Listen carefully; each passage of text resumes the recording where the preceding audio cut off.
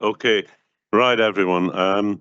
Welcome along to this meeting of the Finance and Resources Committee on Wednesday, 25th of June, 2025.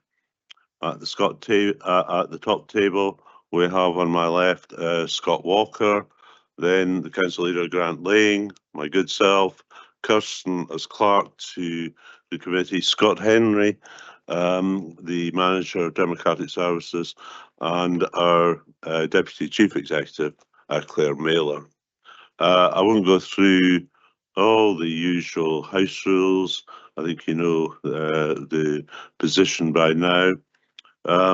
But do use the chat box to attract my attention. I'm going to ask Kirsten to advise us of any apologies and of any substitutions, and those who are not present here in the chambers, she'll ask members to confirm their position that they are online. Kirsten. Thanks, Convener. We have an apology this afternoon from Provost McDade with Bailey substituting, an apology from Councillor Chan with Councillor Smith substituting. We have a few members joining us online this afternoon, so when I call out their name, can they please confirm they're present? Councillor Drysdale. Yeah, present. Thank you. And Councillor Shires. Present. Thank you. All other members are present in the chambers, Convener. Thank you, Kirsten. Okay. Next, declarations of interest. Do we have any such declarations?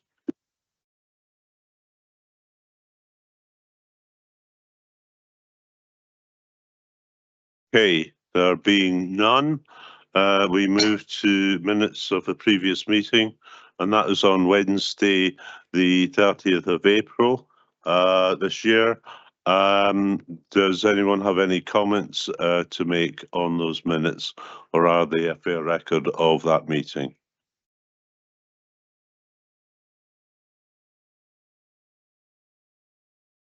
Fine. Next, we have the minutes of the employees joint consultative committee, and that was on Wednesday, 26th of March.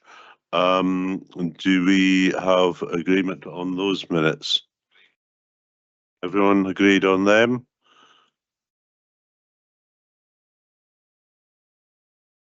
Yes. Yeah, John Rabbit. And they are for noting. Yeah. Okay.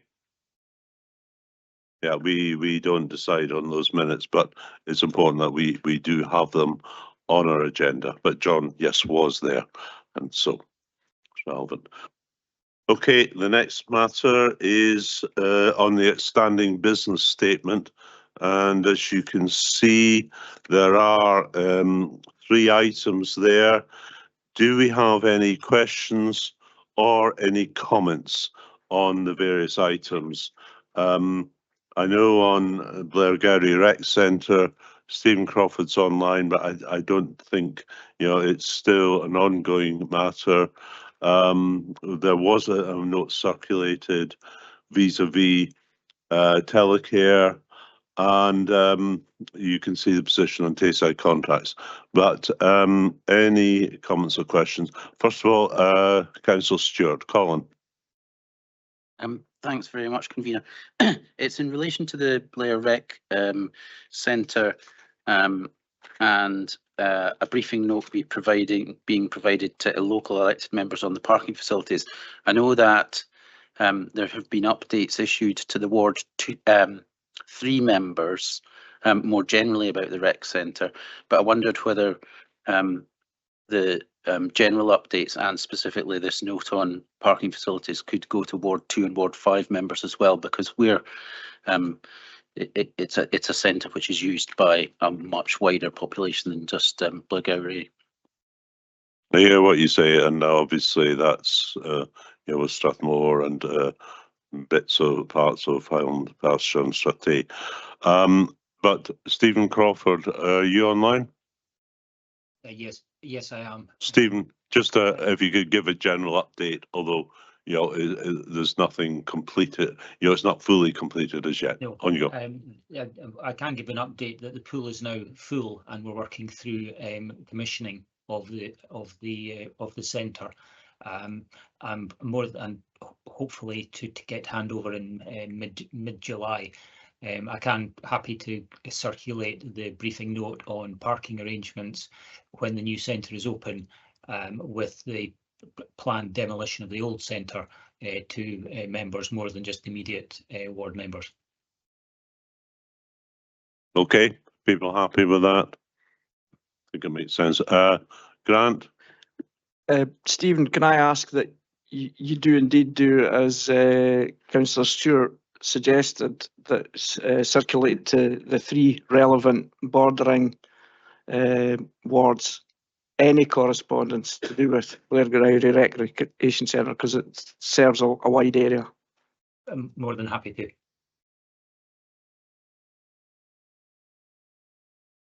Okay, then that's all agreed.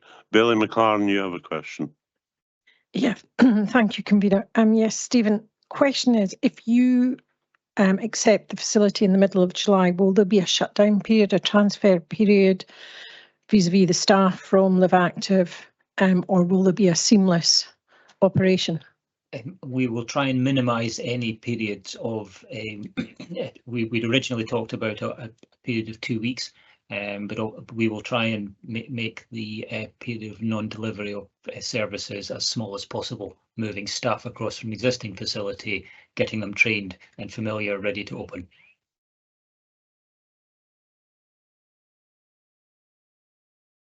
Well, I would just note that it is the school holidays and we're going to have a shutdown of our service.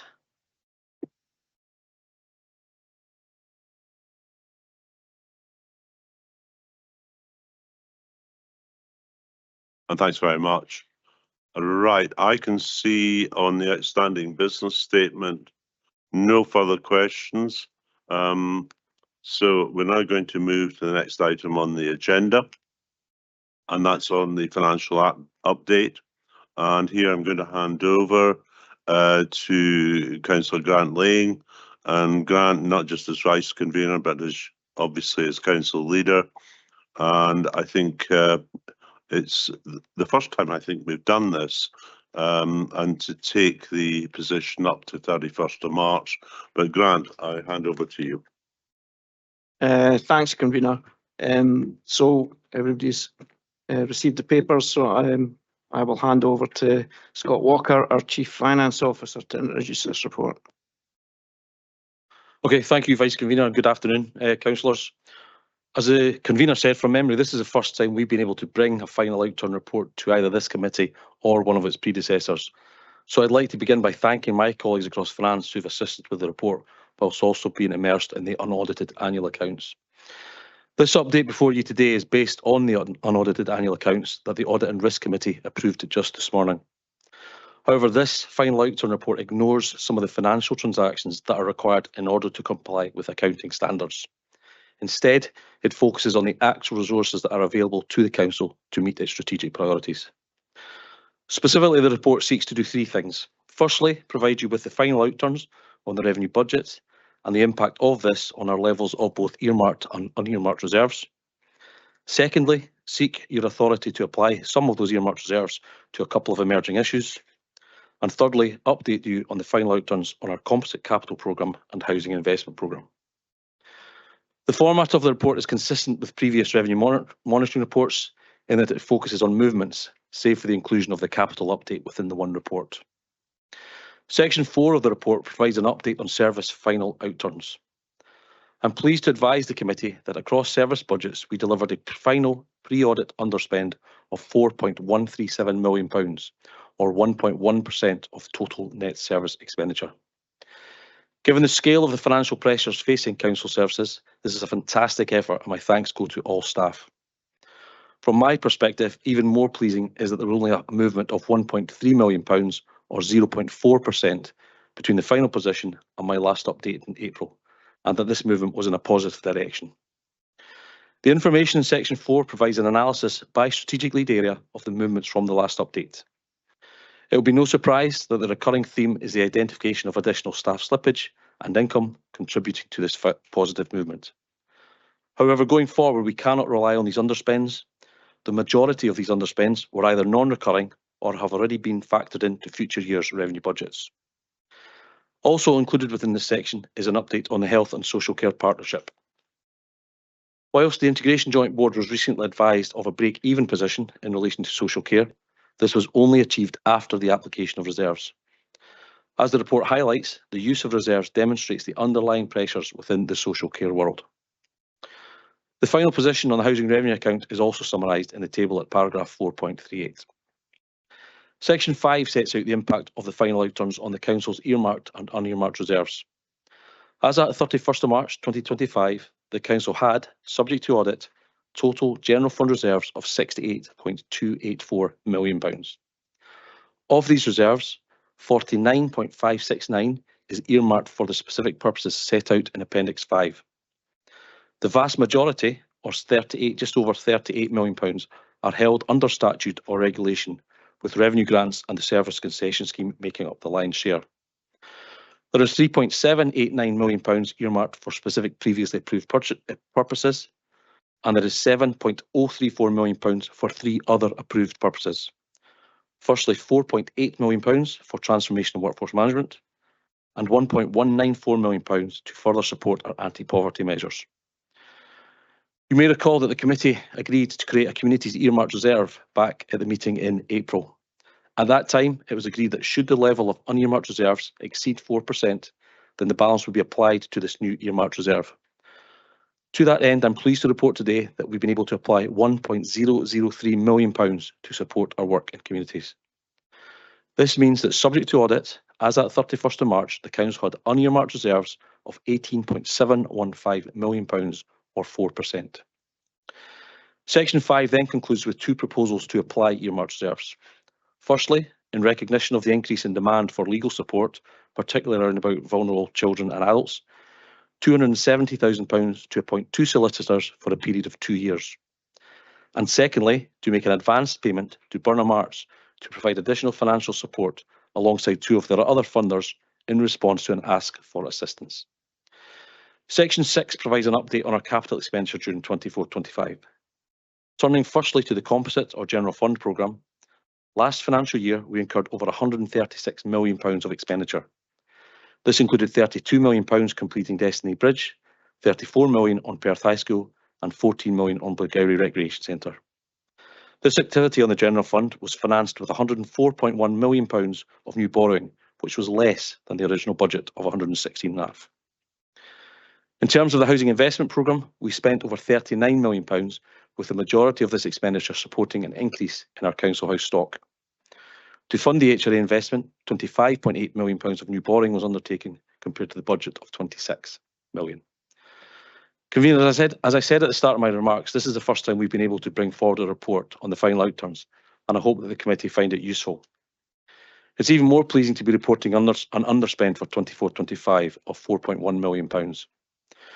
Towards the start of the financial year, I had assured committee that officers across the council would be putting in place measures to address the projected overspends at the time, and that the impact would be reflected in future updates. This update today confirms the impact of these measures. The report also sets out the implications of the final outturns on our reserves. Total general fund reserves of just over £68 million, earmarked reserves of just under £50 million to support communities, anti-poverty measures and transformation, and unearmarked reserves of £18.715 million, which is 4% of our net revenue budget. Given the pressures on staff and the challenges facing council services, these results are both welcome and impressive. And to that end, I'd like to place on record my thanks to all staff across all council services for their efforts in improving the council's financial position, and that the measures that they will continue to take. Colleagues and I are happy to take questions. Thank you. Thank you, Mr. Walker, for bringing forward this report. I think it is very useful for all the committee and useful for all elected members to refer to. And I would imagine there'll be some questions on it because it's very full of interesting information. So I'm going to open up for questions, and the first one I see up there is, there's so many people coming in. I think it is Bailey Ahern. Thank you very much. And thank you for the paper. And yes, I agree, great position to be in. And thanks as well to the staff for the work they put in. My question is regarding paragraph 4.36, and that's the integrated joint board. Can I ask what the final reserve position is on the IJB after the application of the 4.327 million? And are there any concerns about the levels left, if there are any reserves left? So as at the 31st of March 2025, per the unaudited IGB accounts, there's £164,000 left in their reserves. And my understanding that that's as a percentage of the total IGB requisitioned from both the council and from NHS, that represents 0.06%. Second part of the question, what are the concerns going forward then for this year, given the very small amount of reserves? Well, I think that's obviously a matter for the Integration Joint Board, but our paper does point out the reliance on reserves in the current year. Going forward, that's unsustainable, so measures will have to be taken. The council did invest £6.7 million in Social Care World when we approved the budget back in February, so hopefully that will help going forward. Okay, thanks. Deputy Provost Parrott, please. Thank you very much indeed. A couple of very brief questions, if I may. Firstly, it's good, it's a fantastic outcome for the year. Let me say that first. But my first question is, the cost of winter maintenance being within the approved budget, does that surplus go back simply into the general pot, or does that go into an earmarked reserve or unearmarked reserves? And I'll just follow on with my second question, if I may, very quickly. I can't get my head round how the service concessions money constitutes an earmarked reserve, and if someone can briefly explain that, I'd be grateful.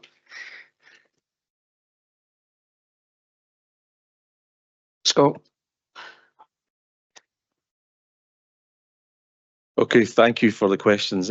Just in terms of the first one, winter maintenance, so an underspend on winter maintenance does go back into general reserves. It's out with what we call the budget flexibility scheme. So in years where there was overspends, reserves topped up. Where there's underspends, the money goes back into reserves. So that's been the general reserves. In terms of the service concession scheme, the council took a decision back in February 2024, which created £30 million worth of capacity. We drew down 70 million of it for 24-25, and over the next few years we will draw down £4 million a year, which is what that earmarked reserve is about, until it runs out in 27-28. And at that point there will be £1 million issue that we have to deal with. You'll also be aware that the council took decisions back in February this year to reduce our reliance on the service concession scheme, so therefore reducing our risk going forward. So basically, there's an amount of cash that we will draw down over the next 3 years. And once it's gone, we've got £1 million recurring pressure that we will deal with between now and then. I hope that answers your question.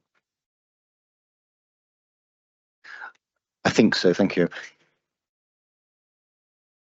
Yeah, I'm the convener, so can I ask, if we hadn't taken these measures, what would have been the drop off at the end of the term?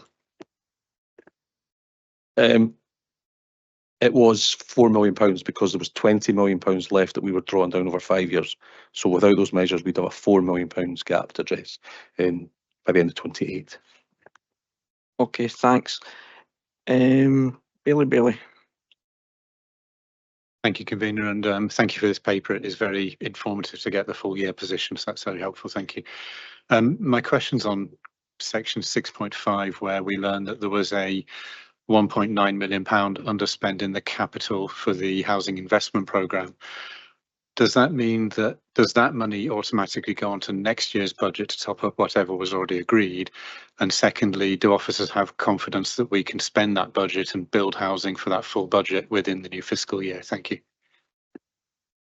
Okay, so I'll start, and perhaps Stephen Coyle can join in. So the gross overspend was £1.9 million. The net of underspend was £0.2 million. The difference is grant funding that we got towards the Double Dykes refurbishment project. So that funding will be carried forward to be drawn down when we actually incur expenditure. Stephen, is there anything you want to add to that? No, I think just in general, the underspends don't just solely relate to new build house, and it's across the whole capital programme. Of course. Thank you. That's good to know. And then there was a second part of the question about do officers have confidence they'll be able to spend the full amount in the new fiscal year on the capital programme? Thank you. I'm not aware of any issues at this point. Stephen, you're closer to it. Are you aware of any issues? Not aware of any issues, no. And Stephen, does that include buybacks as well, the capital expenditure?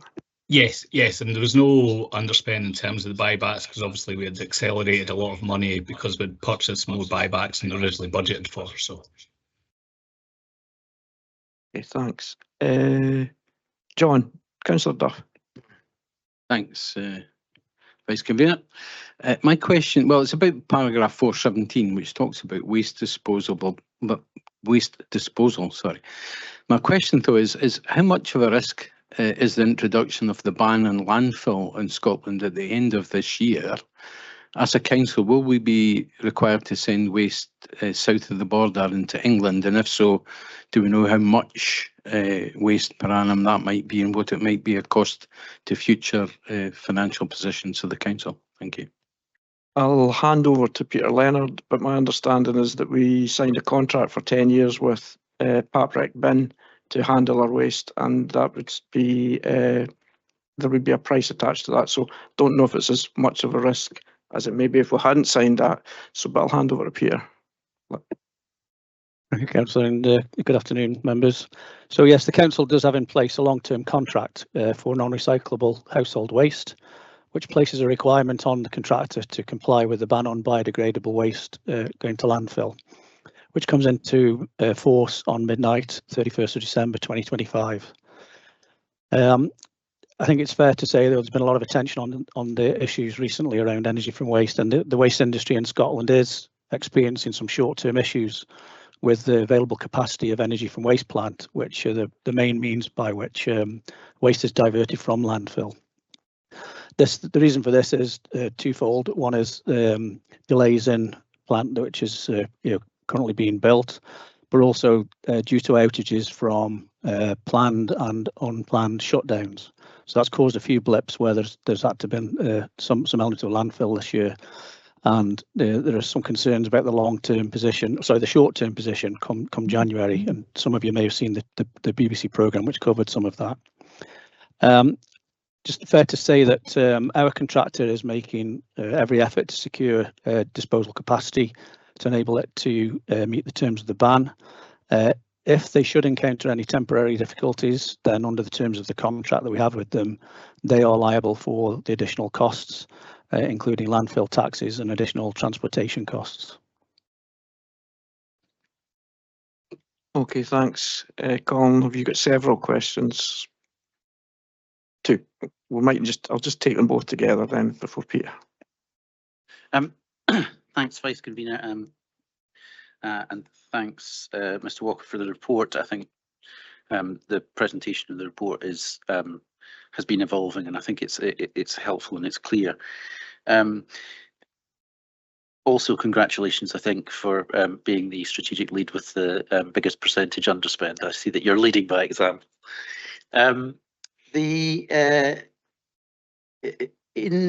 For the general fund, we lay out in one of the appendices what the earmarked reserves for. I just wondered if I could get an idea of what the earmarked reserves on the housing revenue account cover. Scott? Okay, so thank you. I'll start and then probably Stephen will jump in. A few years ago, similar to when the councils created a COVID earmarked reserve, the housing revenue account did a similar thing where they put aside a separate funding for that purpose. That has morphed over the last few years, so it's gone towards some specific repairs, etc. Stephen, do you have the detail in terms of what's left for is it 1.158 million? Yeah. So it's in section 4.38 of the report. It details the reserve, both the general reserve of 1 million, which is between the 2 and the 4% of the HRA account, and the previous COVID now earmarked reserve of 1.258 million left. We will be looking at that as part of the housing management team to see what areas that will look to utilise some of the reserves. We have some that was already approved in the budget setting process this year that was approved in January that utilises some of that reserve funding. I think it totals about 400,000 already approved, and I think we'll be going through the process again this year to see if there's any other areas of expenditure that will come up and be utilised from reserves. Maybe I could just come back in just in terms of Appendix 4. There's an example of some of the movements around about that earmarked reserve. So around about improvement scheme, repairs, housing enablers, Gypless travellers. So it's that type of activity that reserve is funding. Second question. Thanks very much. And then my next question is on the. I was surprised to see a big overspending planning and housing strategy under economy development and planning, but I see it's overspend associated with the electricity costs for electric vehicle charging points, but it's £134,000. Elsewhere in the paper, I think in the property section, we're talking about making significant savings having received the final year or end of year bills for energy. I just wondered why in one area we're saving money on energy, and in another area we've got a significant overspend on energy. And then also I thought that we had a cover our costs policy, and I wondered why the charges for the the charges for the charging points weren't covering the cost of the electricity. Scott. So I don't have that level of detail with me right now. Is anyone on the call who can, I don't know if Serge Marone is on the call. If not, we'll follow up with a bit of a note because it's something we did identify ourselves when the morning came in. You'll appreciate we're trying to get the accounts done as well, so we've not had the chance to interrogate as much, but I'm happy to follow up with a briefing paper on the EV charging. Okay, thanks very much, and I appreciate you'd invited us to ask questions before, but that was it was a tiny sort of point in the appendix, so I just followed up on it last minute. Okay, thanks, Councillor Barrett. Peter. Thanks, Vice Convener. I just wanted to get some clarification on paragraph 6.5 regarding the gross budget for the housing investment programme and the net budget. Is the difference between the two the contribution from the Scottish Government, or is it something else? And also on paragraph 6.11, which refers to 91% of the final approved budget being spent, is that good, bad or indifferent or utterly meaningless? So I hope it's not utterly meaningless, but I'll pass it to Scott to answer.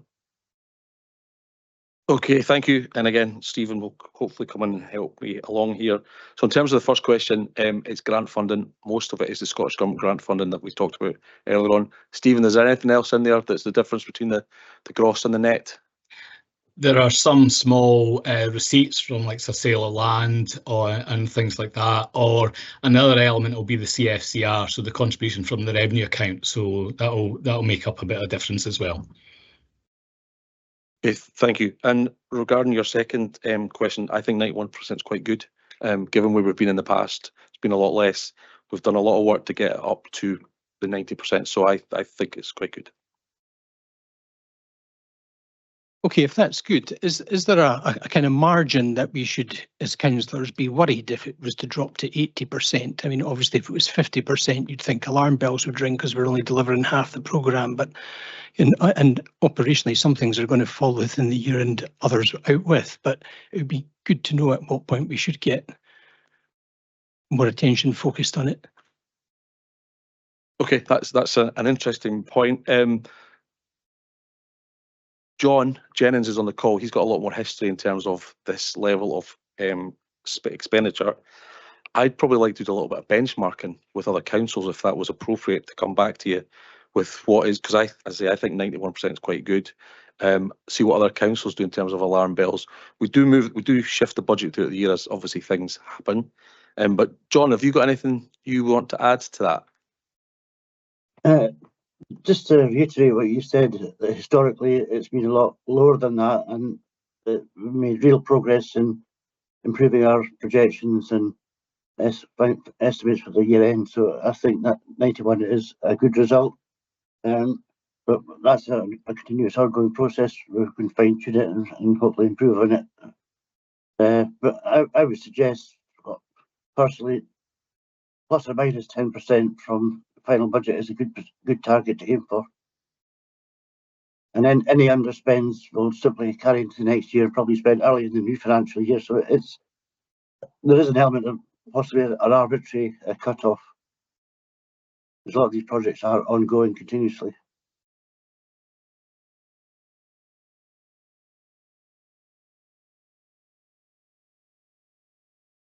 So, Councillor Duff, I'm going to take the point of clarity from Councillor McEwen first. Thanks.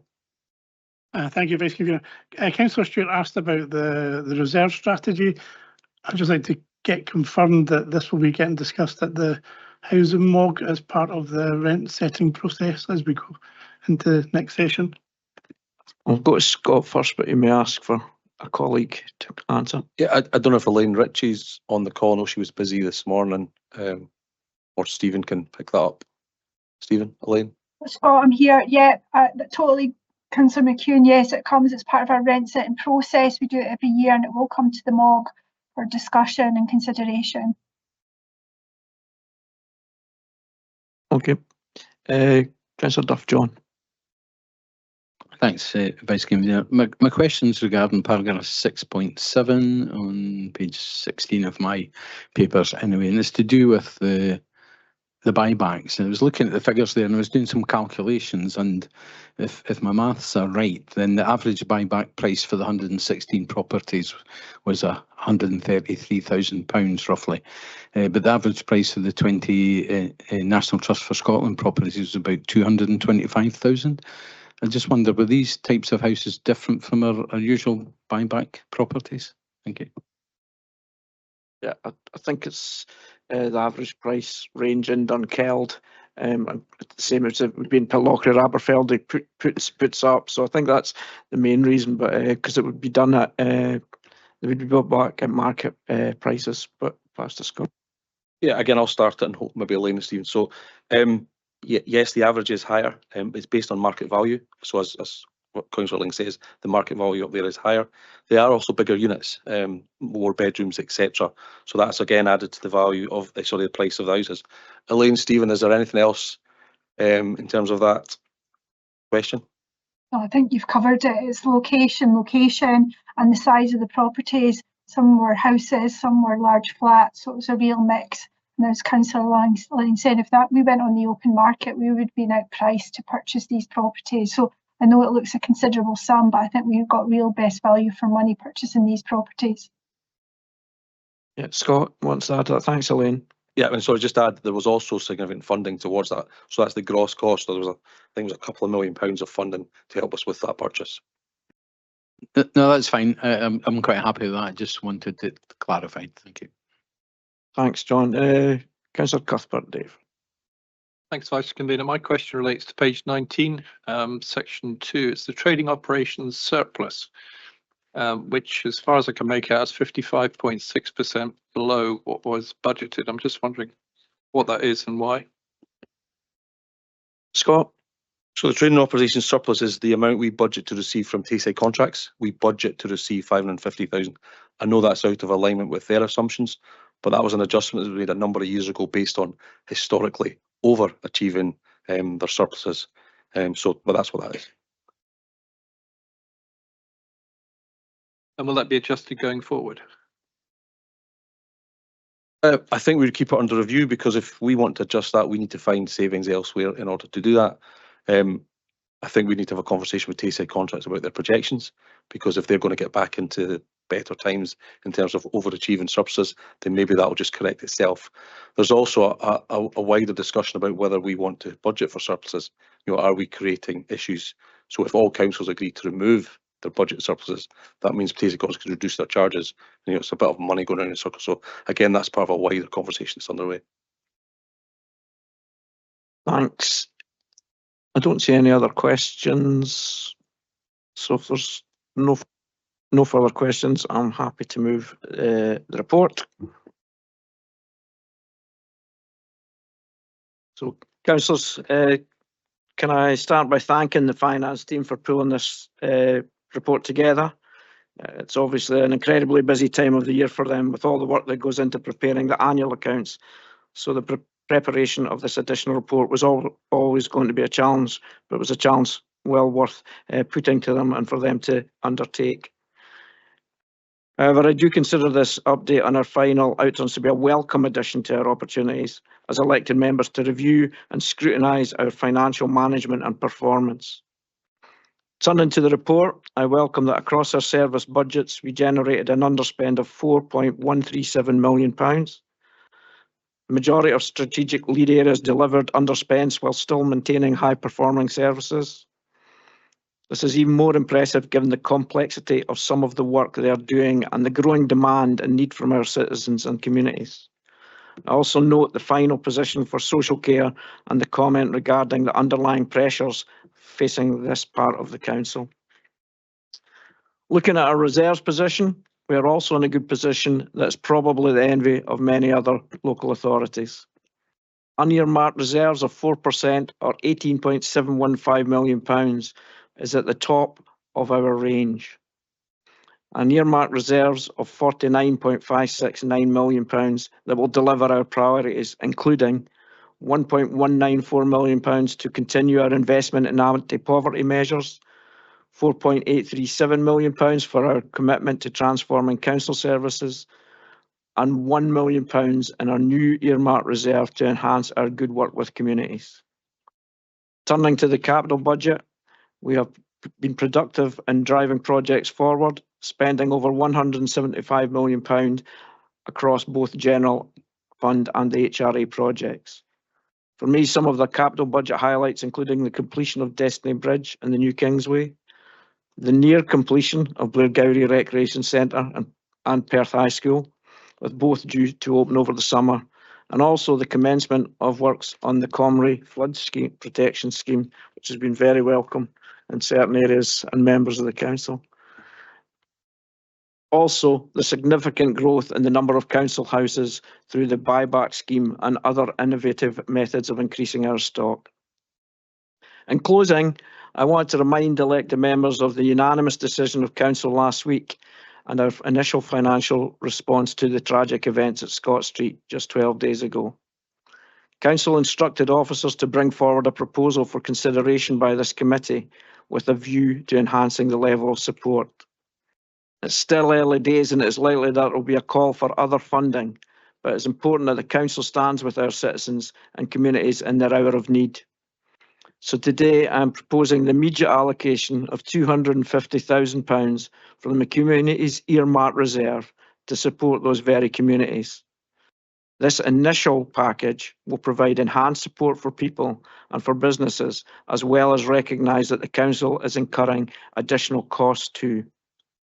Specifically, as well as augmenting the Scottish Welfare Fund and the Financial Insecurity Fund, this investment will assist residents affected by rent shortfalls who are not eligible for other support. For businesses directly impacted by the demolition and closures, funding to support their immediate recovery costs, as well as future expenses linked to reopening or relocation. Looking ahead, we may also look at how we encourage footfall back into these areas affected. And finally, resources for the immediate council response, including, but not restricted to, traffic management, additional staff costs, building safety and homelessness. Clearly, the council's response is still evolving.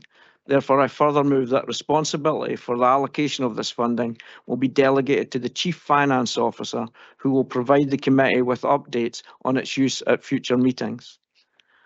As Councillor Drysdale advised last week, the Scottish Government has activated the Bellwyn scheme and other discussions are ongoing between council officers and civil servants around wider financial support. However, that will take time. This motion is about getting financial support out to people and businesses right now. It is only through the excellent financial management of our resources that we are becoming well known for, that we are able to apply resources when most required to our communities.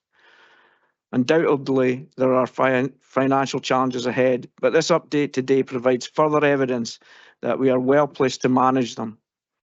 I want to close by placing on record my thanks to the Chief Executive and the staff across the whole of the Council for their continued efforts, both in providing this report and the substance of this report, as well as their actions in reacting to the fire in Scott Street. I'm sure that other elected members may wish to comment and commend them too. I'm happy to move this paper. Thanks. I'll pass to Councillor Donaldson. Could I just, could I just say that I fully support this paper and second it, but specifically, I very much wish to second the motion, and I concur with all the sentiments and the comments that have been expressed so far. And I think it's important. Clearly, there may yet require additional funding. I think there's more that has to be found out, but I think we are showing a clear commitment to the people who have been impacted so severely. So I second the motion, second the paper. Thank you. Thanks, Convener. I have a point of clarity from Bailey Bailey. Thank you very much, and very happy to fully support the motion. Thank you for bringing this forward, Council Leader. The point of clarification is around some of the financial mechanism here that we heard last week. That the Bellwin scheme kicks in if and when the council spends more than around about £850,000. Our allocation of this £250,000, does that have the effect of moving us closer to that 850, as in does it come from within the 850 threshold, or does it effectively sit on top of that threshold as this extra money we'll spend on top of that threshold? Do we know what effect it will have? Thank you. I will pass it to Scott. So this is around good governance. This is about putting budgets in place for people to be spending money that's not actually in budgets. The Bellwin scheme is a grant claim that we will submit in probably 2 or 3 months' time, but we're spending the money right now. So this gives authority to Lynn Brady and Welfare Rights, for example, to be spending the money. It gives authority to Sergeant Rowan, for example, to be spending the money. We'll deal with the Bellwin and how it impacts on this at the appropriate time. But right now, this is just about ensuring proper governance for our officers. Thank you. That's the reassurance I was seeking, that this doesn't in any way affect what we can claim from national government. Thank you. No, because I think it would be correct to say that we're already spending money when you see cranes, etc., and we'll be paying for these just now, and it will be a retrospective claim at the end. Is that correct?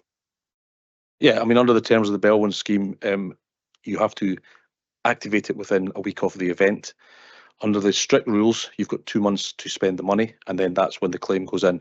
There's usually a little bit of flexibility around that, but it'll be further down the line before we actually understand what's, and I'll use it, Bellwinnable and what's not Bellwinnable.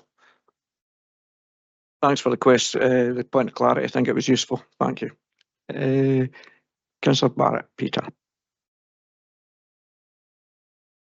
Thanks, Convener.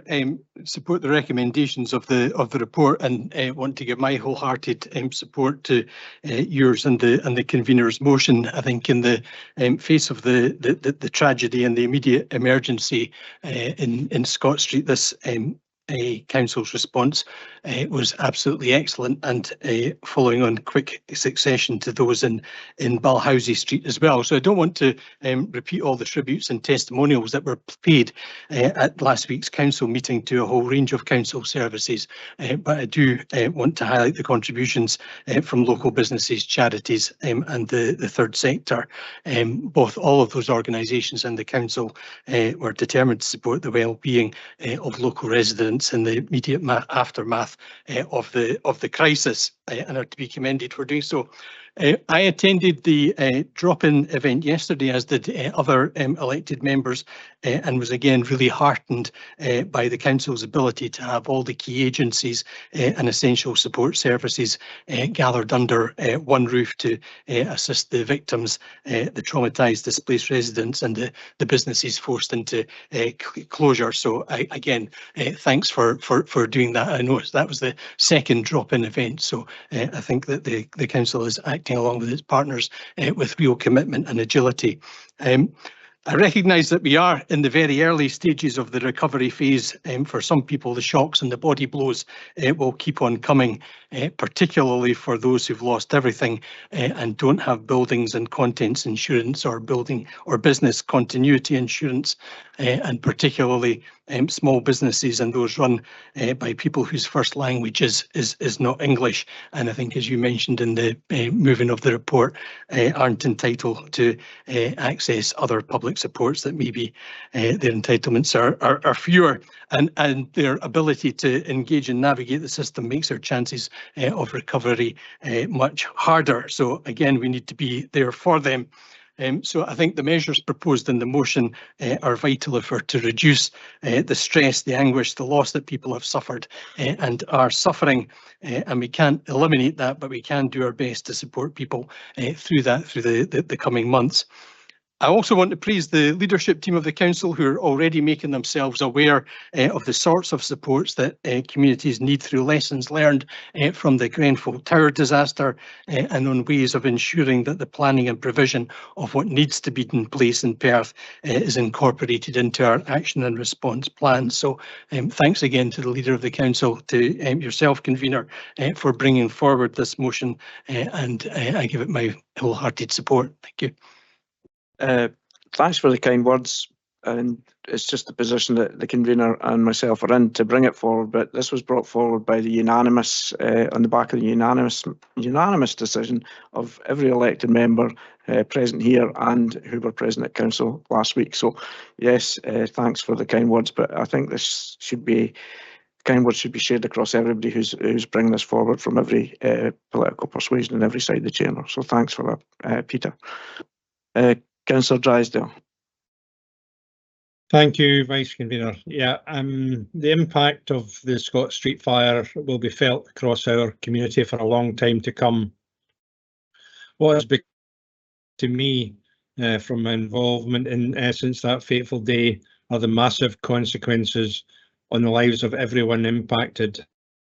None more so, obviously, than the families who lived in number 41 and their loved ones. Many have lost everything they had, as Councillor Barrett has said. Others in neighbouring properties have also had to face significant challenges, which will continue until they're able to get home safely. But the consequences of this tragedy will doubtless continue to affect them for months and years to come. Then there are the businesses who have had to close and who may or may not have had business interruption insurance. And also there will be adverse impact on employees as well. Of course, the financial effects are one thing, but we must also remember that one family has lost something even more precious, the life of a loved one. And I know that they are grieving deeply as we all strive to take forward this recovery phase.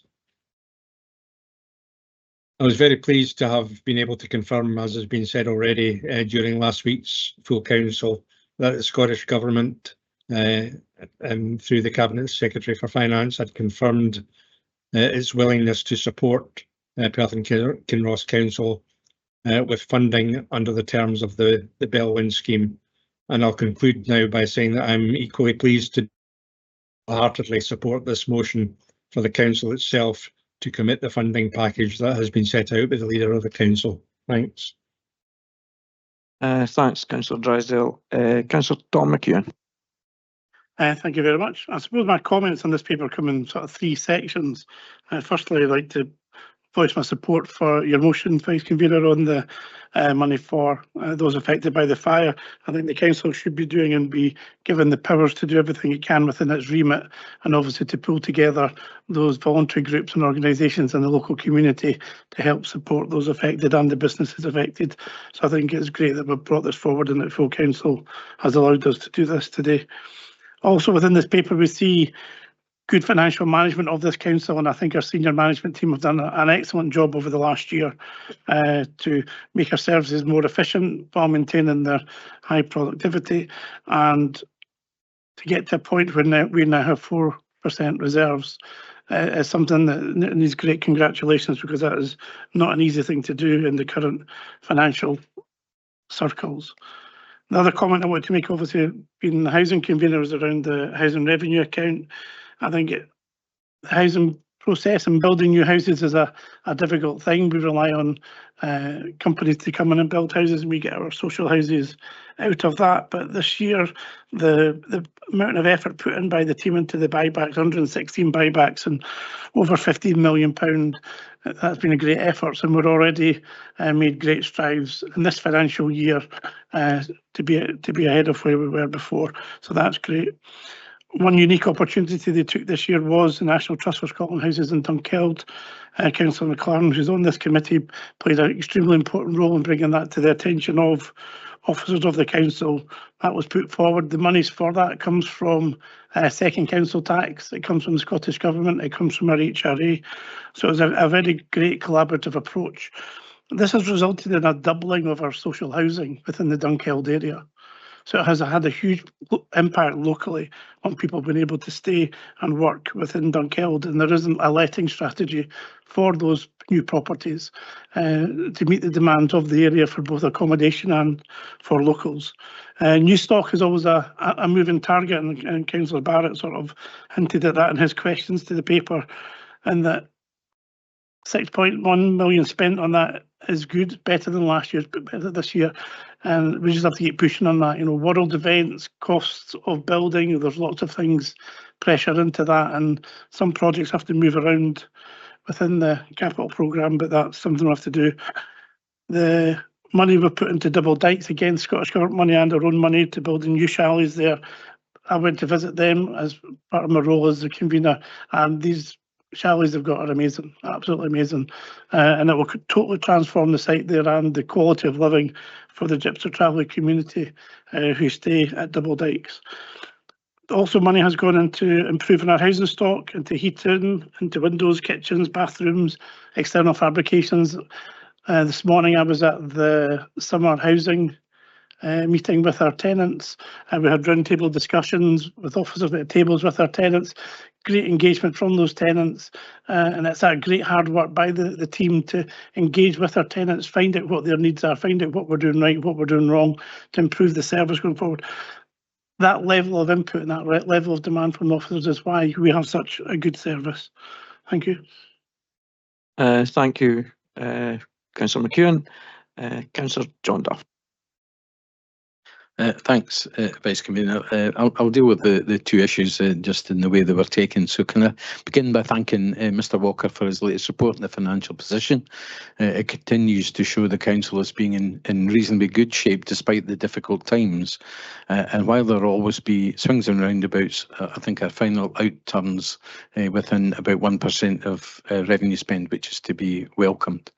With our unearmarked reserves position at just under £19 million and at the upper end of our 2 to 4% of total revenue budget range, again, this is a very healthy place to be in at this time.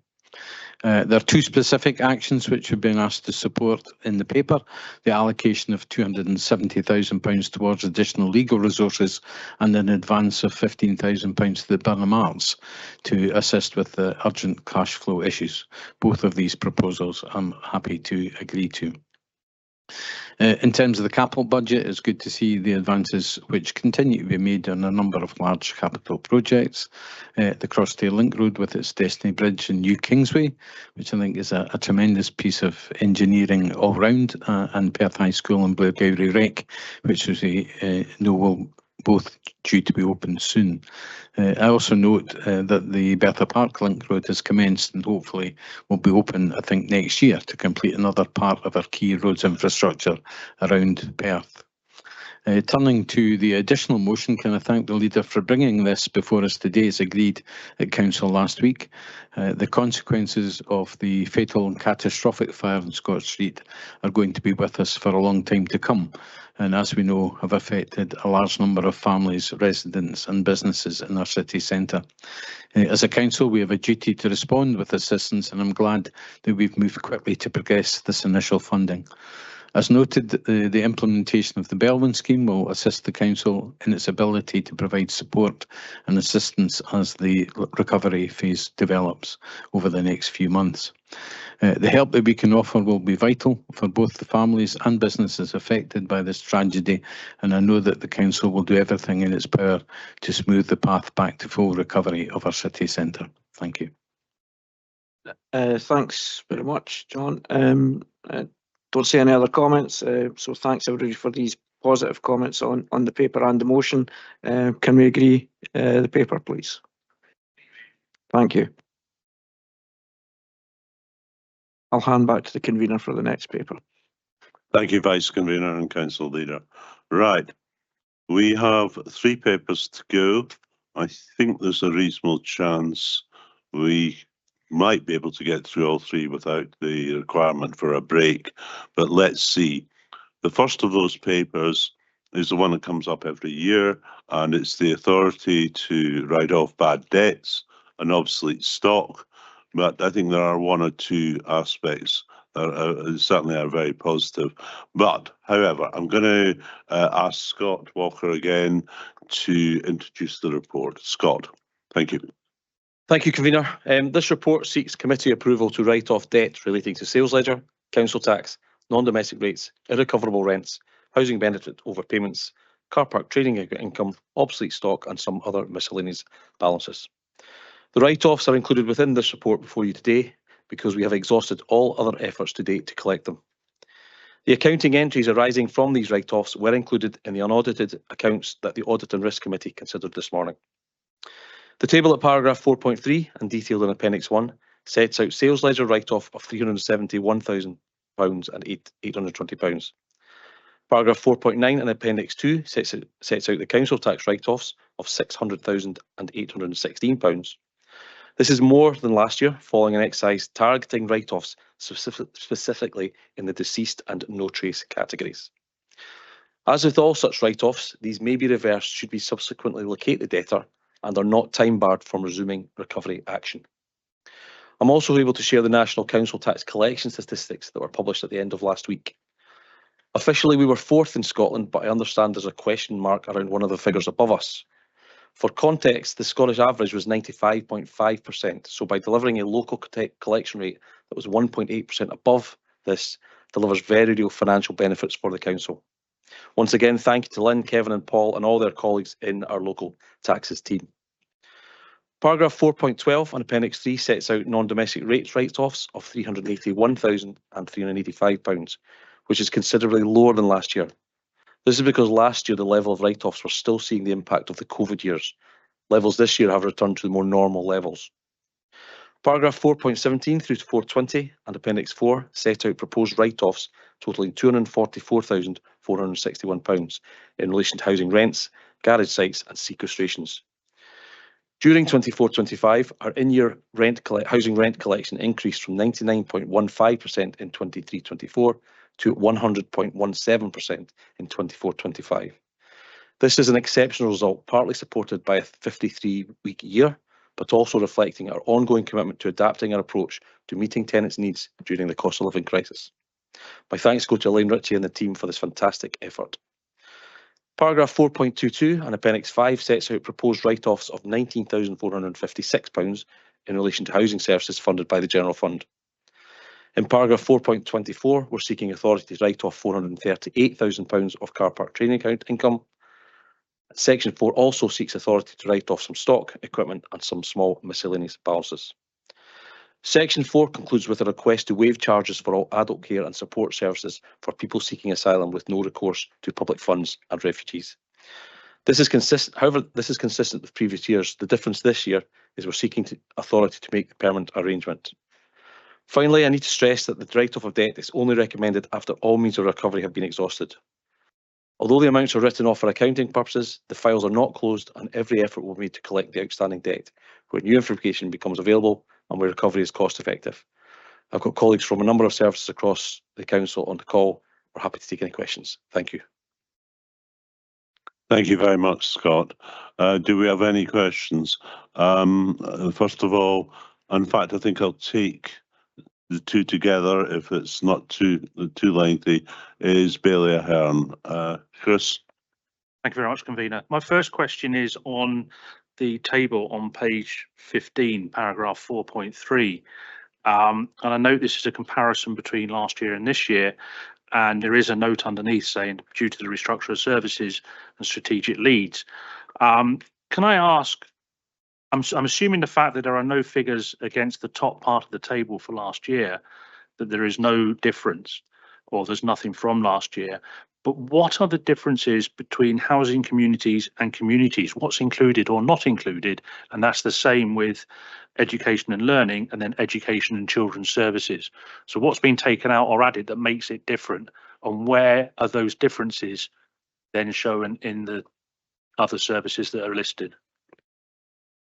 Scott, I'm going to come to you first of all, because this is overall on the. Okay, so this will be a test of my memory, and hopefully colleagues will be able to jump in. So communities, the former communities would have had elements of economy and development planning, environment and infrastructure, the housing service in it. Education, former education and children's services would be education and learning and children and families. What would have come out of those former services would have been some of the corporate functions that were consolidated. So there would be some of the finance functions would have come across to myself in finance and business support. Some of the performance would have come across to Greg Boland, for example. So that's the type of moves that have taken place structurally. And a sub question to this one is, what's the write-off for the chief executive?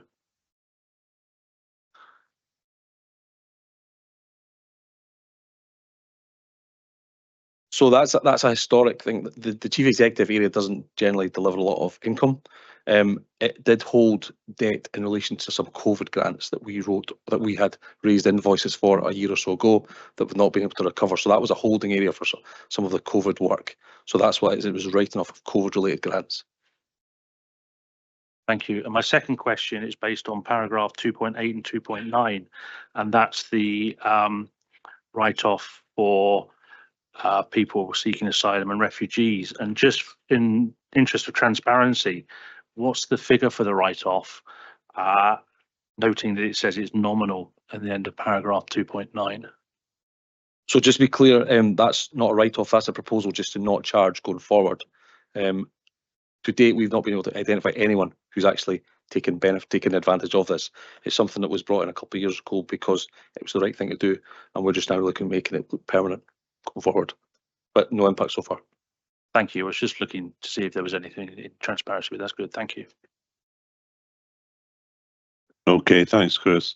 Now it's Bailey, Alistair.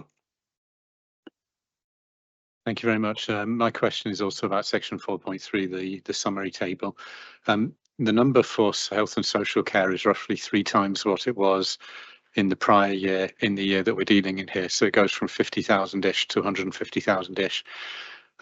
Is that accounted for simply by the fact that we've had more opportunity to collect the older debt, or is there an increasing challenge of debt write-offs being needed in the HSCP area? Thank you. Again, in first instance, Scott, but I'm not sure if Donna is online. So the reason that the 23-24 figure is probably understated because we had a change in management back then. They wanted a bit of time to look at the way we did things. So we probably brought a bit less last year than we had done before. I was just looking back there to last year's report to see what the comparable figure was, but if I find it, I'll put it in chat. But the reason was that we just wanted a bit of time last year to make sure that we could try and get as much out of it as we could. And now the new manager has had a bit of time, and now we're now back to a bit of normality. But I'll confirm that in terms of what the previous year's figures were. Well, that suffice. Okay. Then next is Peter Barrett. Peter. Thanks, convener.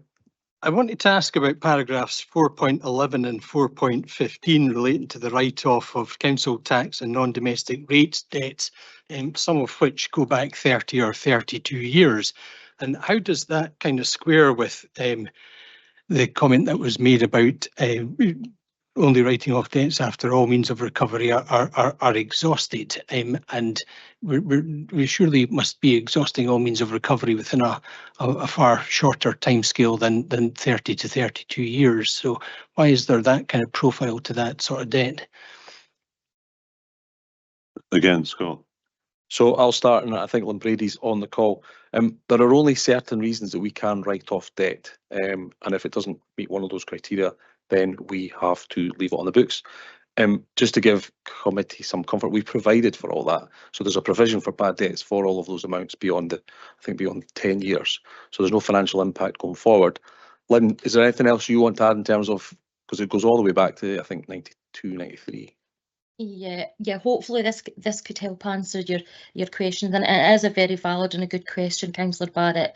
In very, very general terms, the latest legislation around this allows us to continue to collect debt for a period of up to 20 years following the date of the granting of a summary warrant. But what I would add is you'll not be surprised to hear that we've got limited resources, and therefore we need to ensure that we're making the very best of these resources. So for the last several years, the main focus has had to be around billing, collection, recovery of council tax and of course non-domestic rates, alongside the additional activity that's had to the essential help that's had to be given to our customers who are facing increased challenges around welfare reform prior to that pandemic, and now the cost of living crisis. What I would say is we have already got plans in place to target this particular tidy up exercise around older debt, a focused exercise, and that is already planned to start later in this financial year. But of course that will depend on what other priorities are happening for us at that time. It doesn't mean that we're not looking at these older accounts, we are, but what we need to do is look at a real targeted approach and look through them, but it depends really on what else is happening. We're not recovering any money that we shouldn't be recovering legally, but we aren't doing the target tidy up work that really is required, but it is planned, and I hope that helps. Scott, on go. Yeah, Lynn, I just want to also add, we had a conversation about this. If I was owed due council tax, if I'm not, but if I was, from last year and 10 years ago, Lynn would always prioritise last year's debt rather than the older year debt, because rather than the debt accumulating. So we always prioritise the newer year debt rather than the historic stuff. Is that right, Lynn? That's right, yeah. And it sometimes gives the people the feeling of, right, I've got my latest bill in and I've got this in hand, and any arrangements I've got are for older debt. So the new bills that come in hand perhaps got direct debit set up arrangements and a different arrangements for previous years. Right, and thanks, Lynn. And yes, it very much does seem to be a question of what you prioritise, and that's a vital thing to do in terms of the use of your resources. The next, there's two questions, I'll take them together, is from Deputy Provost Andrew Parrott. Andrew. Thank you very much. I'm at paragraph 418. While our collection of council tax is very impressive, I'm even more impressed by our in-year collection rate for housing rent of over 100%. I'm just wondering, is this because the in-year collection includes arrears from previous years? Because if it doesn't, I wonder how we managed to collect more than we're due. That's the first question. And the second question, if I may, is I'm fully supportive of the arrangement we're proposing at paragraph 430. I'd just like reassurance, perhaps, that our willingness to do that doesn't leave us vulnerable in the future to central government payments being denied to us, if you like, on the basis that it's something we're choosing to do anyway in support of these needy people. Thanks. Scott, and obviously there is the 100% question, but there are good reasons. I think you alluded to them a bit earlier, but on you go, Scott.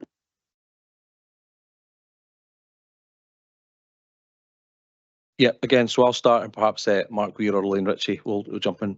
It was partly due to a 53-week year, so therefore there's more time to collect money, but also the work we're doing with tenants in order to support them. Mark, Elaine, is there anything you want to add to that? Oh, hi, sorry, I'll come in there. Yes, it can, in terms of the question, it can include previous year's arrears that are being collected. So we have tenants that are on repayment plan arrangements, which will include dealing with arrears from current or previous years, and that will contribute to over the 100% collection rate. Thanks, Stephen. And in terms of the second question, we'll obviously keep There's been no activity over the past few years since it's been brought in. We will obviously keep it under review, and if it became an issue, we would come back to have a look at that. So there's no indication that there's an issue there. Okay, thanks, Scott. Next question is from Councillor Duff. John. Thank you, Convener. My question's regarding paragraph 4.9, which talks about the uncollectible amount of £600,000 of council tax, including water and wastewater charges. And it just struck me that these are monies that we collect for Scottish Water. So are these our debts to write off? And if so, just can you explain a wee bit about the procedure regarding that? Thank you. Again, first instance, Scott, and yes, I think that's an interesting question. Scott. Okay, so Lynn and our colleagues are responsible for billing and collection of council and water and wastewater debt. We account for it. In terms of the £600,000 that we are seeking to write off, within that is £137,000 worth of water debt over all the years. In terms of the impact on the council's bottom line, it doesn't impact on our bottom line. We show a net creditor in our accounts for the other debt that the Scottish Water are due, and that the amount that's written off is offset that creditor. Therefore, it's cost neutral in terms of the council's position. But this is the way that we account for water and wastewater debt. So just to follow up on that, obviously it is money that's owed to Scottish Water then, and are they agree to us writing that off and failing to collect it then? So yes, it is money that's due to Scottish Water. We provide information pretty close to the end of each financial year where we confirm the debts in terms of Scottish Water and then obviously the impact in terms of write-off. So we're in dialogue with them, as they'll be in dialogue with all other councils, because obviously there's 31 other councils feeding into their position. Just say, I don't know if Lynn wants to add anything further, but I think quite a comprehensive reply from Scott. Yeah, right. Yeah, I would just add very quickly, I agree with everything that Scott said, and with regards to any collection, recovery or write-off that we do for council tax, the same rules and effort applies for water and wastewater, and we have a good working relationship with the governing body, and every effort is made to collect, as it is with council tax too. Hope that helps. Thanks, Lynn. Okay. I think we're probably on to the last question. There's going to be another one from Councillor Illingworth. I think there's probably a couple of questions coming in here from Councillor Stewart. Colin. Thanks very much, Convener. Two questions on completely different areas, so I'll take them separately if that's okay. So the first one, just to follow up on Councillor Barrett's question about the aged debt. I understand the point that you were making about only being allowed to write, for example, 1993 council tax debt off for certain reasons.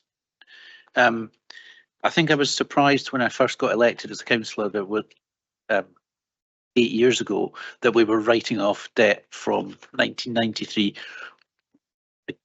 When are we going to stop bringing forward? When will the 1993 debt be exhausted? When is that, when do we get down to the point where you're only bringing forward 20-year-old debt or 10-year-old debt to us? Scott and possibly Lynn. Yeah, so I'll start and perhaps Lynn can join. I think Lynn mentioned that she'll be targeting these areas when resources become available. I'm not sure, Lynn, we can put a timescale on that yet. As I said in my previous answer, we have already got targeted work planned for sometime later in this financial year. So I would more than hope that the first several previous years, the oldest debts, will be looked at first. And it's not these debts haven't been looked at, of course that there have been, and there's been write-offs and there's been a number of different things happened. However, these will be specifically targeted to look at these, and it is on an individual case basis as well, to make sure that everything's in hand before we write it off. So I would imagine that this time next year, all going well, when you look at the write-off report for approval, there will be higher amounts for older financial years. That's certainly what I anticipate. And I could guarantee that every effort will be made to deal with that and tidy up the accounts. Colin. And again, just to provide some context, so I'm just looking back at 93, 94. We've got £7,500. That's what's still outstanding in terms of that year, and it did reduce by almost a couple of £1,000 over the year with the work Lynn's doing. So it is being reduced based on the work that Lynn and our colleagues are doing. Okay, thanks very much. One more question. Yeah, I mean, I appreciate what Lynn had said earlier in the meeting about bringing it forward during this financial year. It's just, I was wondering about getting through that older stuff, because just a suggestion, it might be useful to see that as a percentage. So, in terms of the total debt being written off from 1993 is 1,500, which would be therefore, I think, 20% of your outstanding 7,500 you were talking about, Mr. Walker. My other question is just on the proposal in 428 to 430. Accepting what you say that this hasn't cost us anything, I don't understand why we want to make something that hasn't cost us anything permanent. Simple answer. I didn't think I should keep coming back to committee asking the same question. Simple as that, and that's the reason I've suggested it's permanent. I think it's 4 years now. We've come back at this time just seeking another extension. So simple as that. Okay. The next question I'm going to, I know Baillie Ahern, I think you do now have a question. I'm going to come to you after I've taken question from Councillor Illingworth. David. Okay, thank you. It's great to see that the percentage of unpaid fixed penalty notices is down, but there are still 1 in 7 tickets not being paid at the moment. What are the reasons for this? And with the introduction of pavement parking offences, are we likely to see the same situation?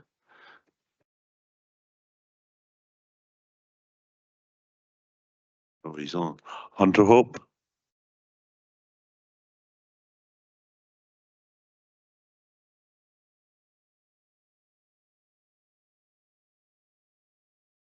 Sorry, thanks for your question, Councillor.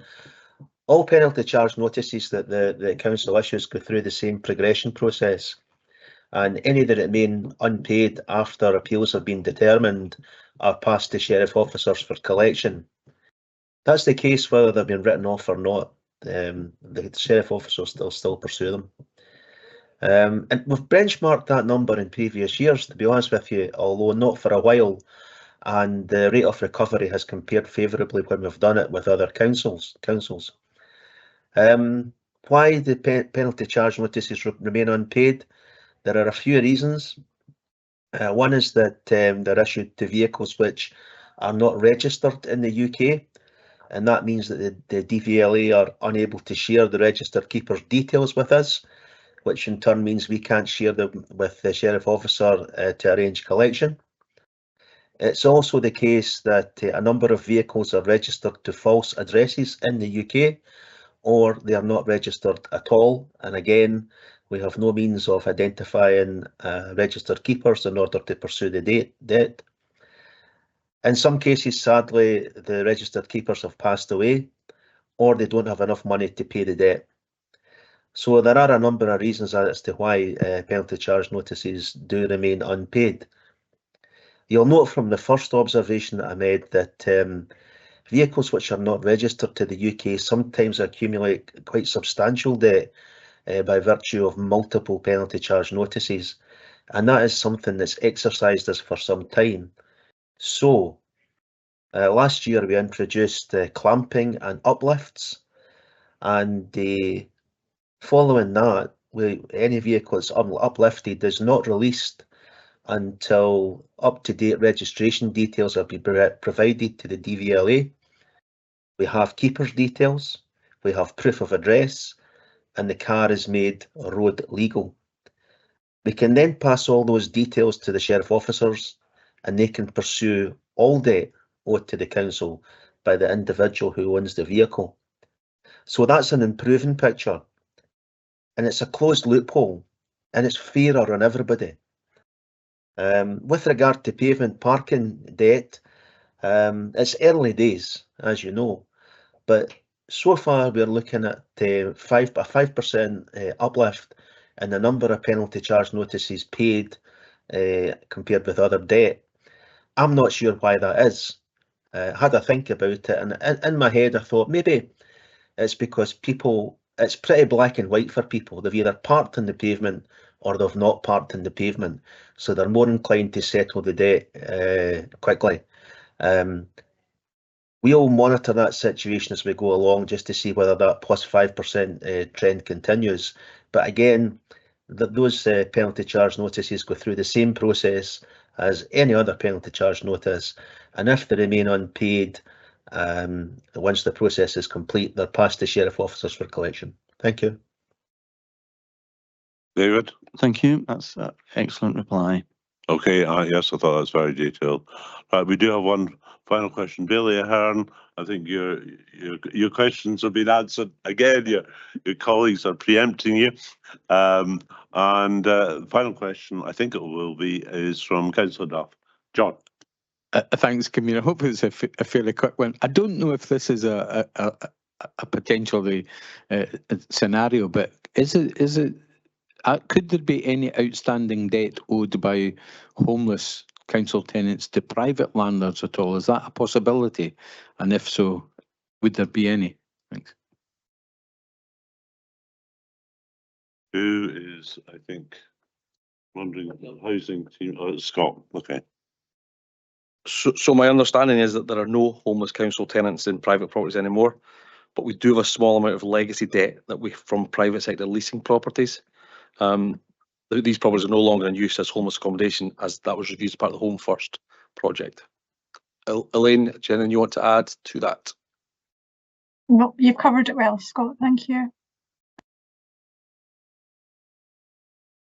So. Sorry, I'm just wondering. You said it was a small amount. Have you any idea what the figure is? Roughly. Elaine? Roughly about 20,000.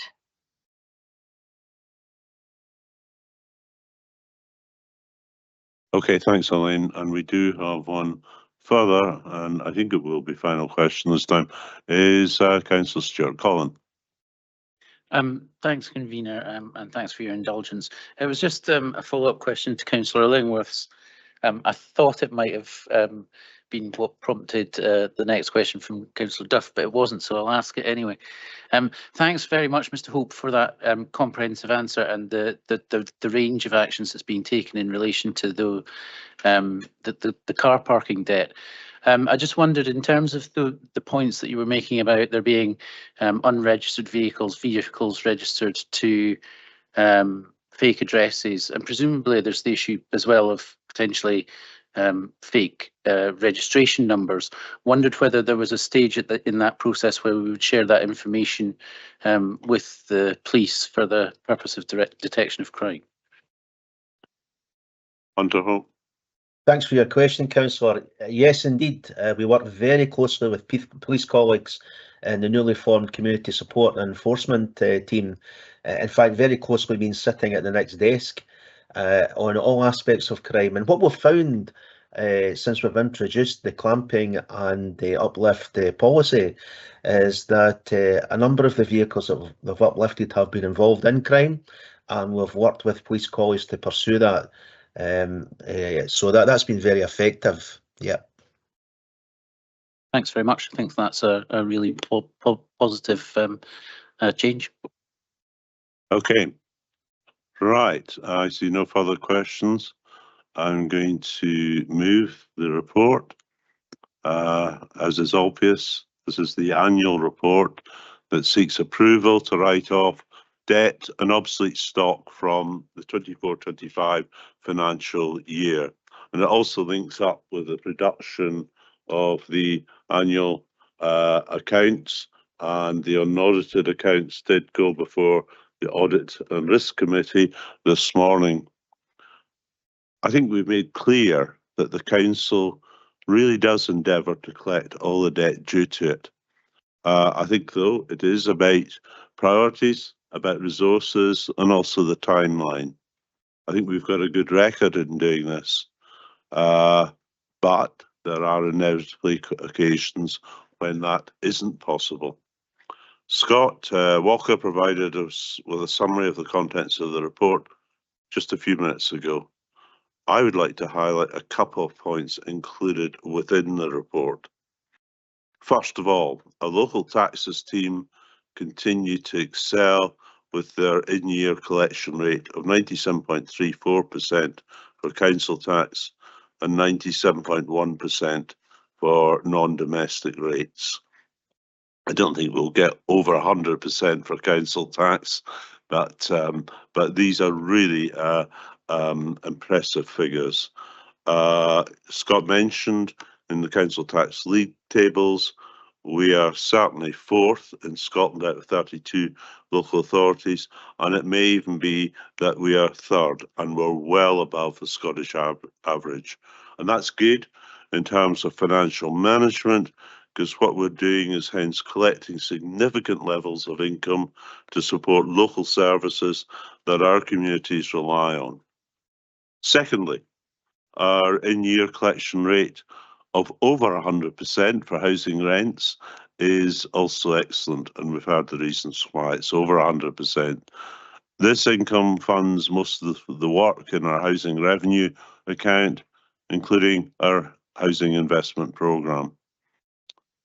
I'm sure that all members of the committee would like to join me in thanking our staff within local taxes, within housing, and also the sales ledger team for the really outstanding and excellent job they do in what are sometimes difficult circumstances.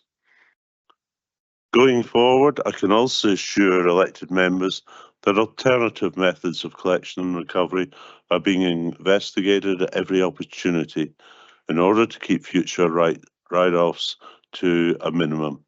And you heard also earlier what Lynn had to say in terms, Lynn Brady, in terms of historic debt. I think councils should be reassured with what Scott had to say earlier. Where new or additional information is received by the council that allows us to recover the debt, then the charges will be reinstated and collected. Finally, in this matters, I do welcome our continued commitment to people seeking asylum and those with no recourse to public funds by making permanent, so we don't have to bring this up every year, the waiving of charges for adult care and for support services. I think it's been made clear any charges, I think over the last 4 years, at the most have been nominal. I'm more than happy to move this paper. Thank you, said all conveners, so I'm happy to formally second. Thank you. Right. Do we have any comments? And I see from Councillor Rebick, indeed, I'm thinking of actually breaking for 10 minutes after we've agreed this paper. But I do see a comment from Deputy Provost Parrott. And Thank you very much. I'm delighted to have explained the details of our proactive policy, very proactive policy on seeking payment of car parking charges, and having witnessed the uplift of a vehicle from the behind the Sheriff Courts car park, I would simply say the skill of the operator is such that I believe that there's nowhere that the crane cannot reach, so people should be warned. Thank you. Thanks, Andrew. Any further comments? Okay, can we then approve and agree the contents of the paper and the recommendations? Are we agreed? Okay, we're going to break. It's 14:29. I'll make it 10 minutes, 14:40, but we'll start promptly at 14:40, and we should get through the two remaining papers. Well, there's a number of things to discuss, but we'll get through. Right, on you go.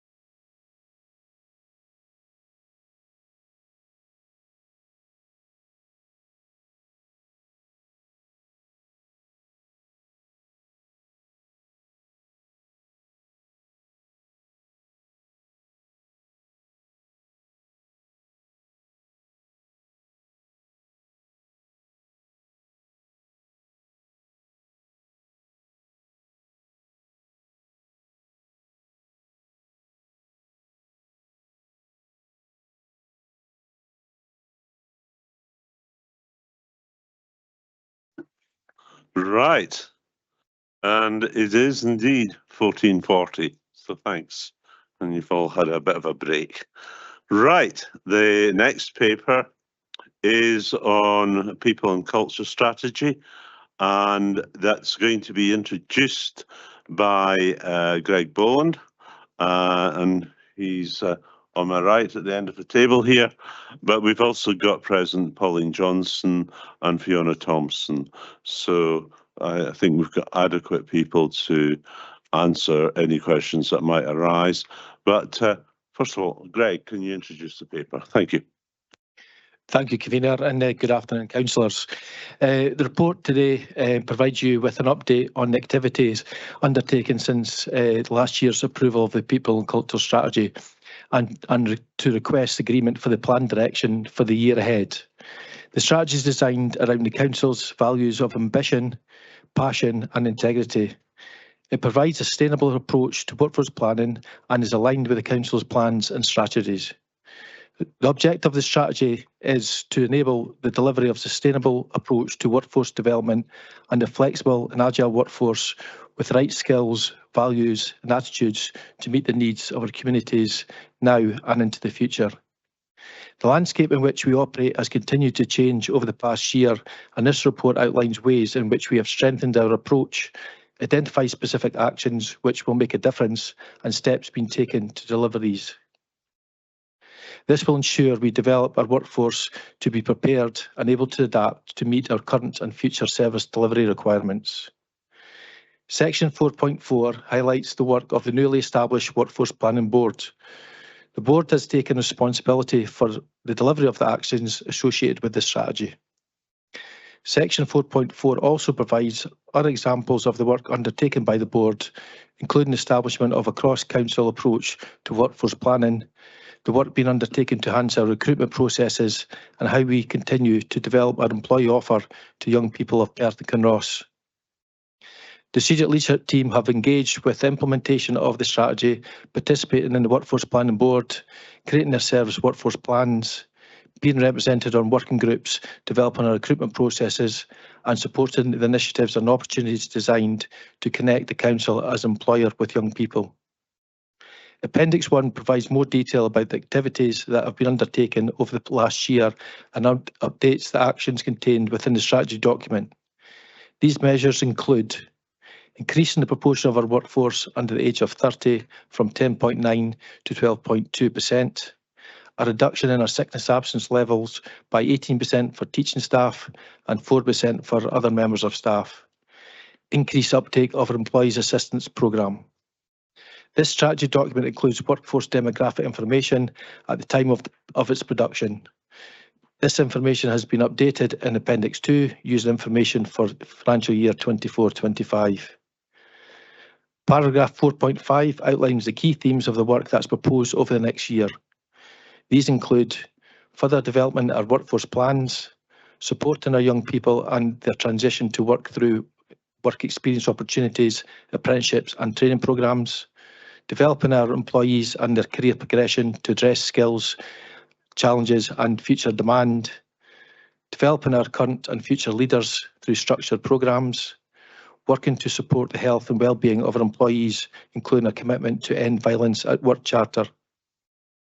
And finally, collating, collaborating with other organisations to ensure that the services we provide and ability to plan and develop our employee resources will meet the challenges ahead.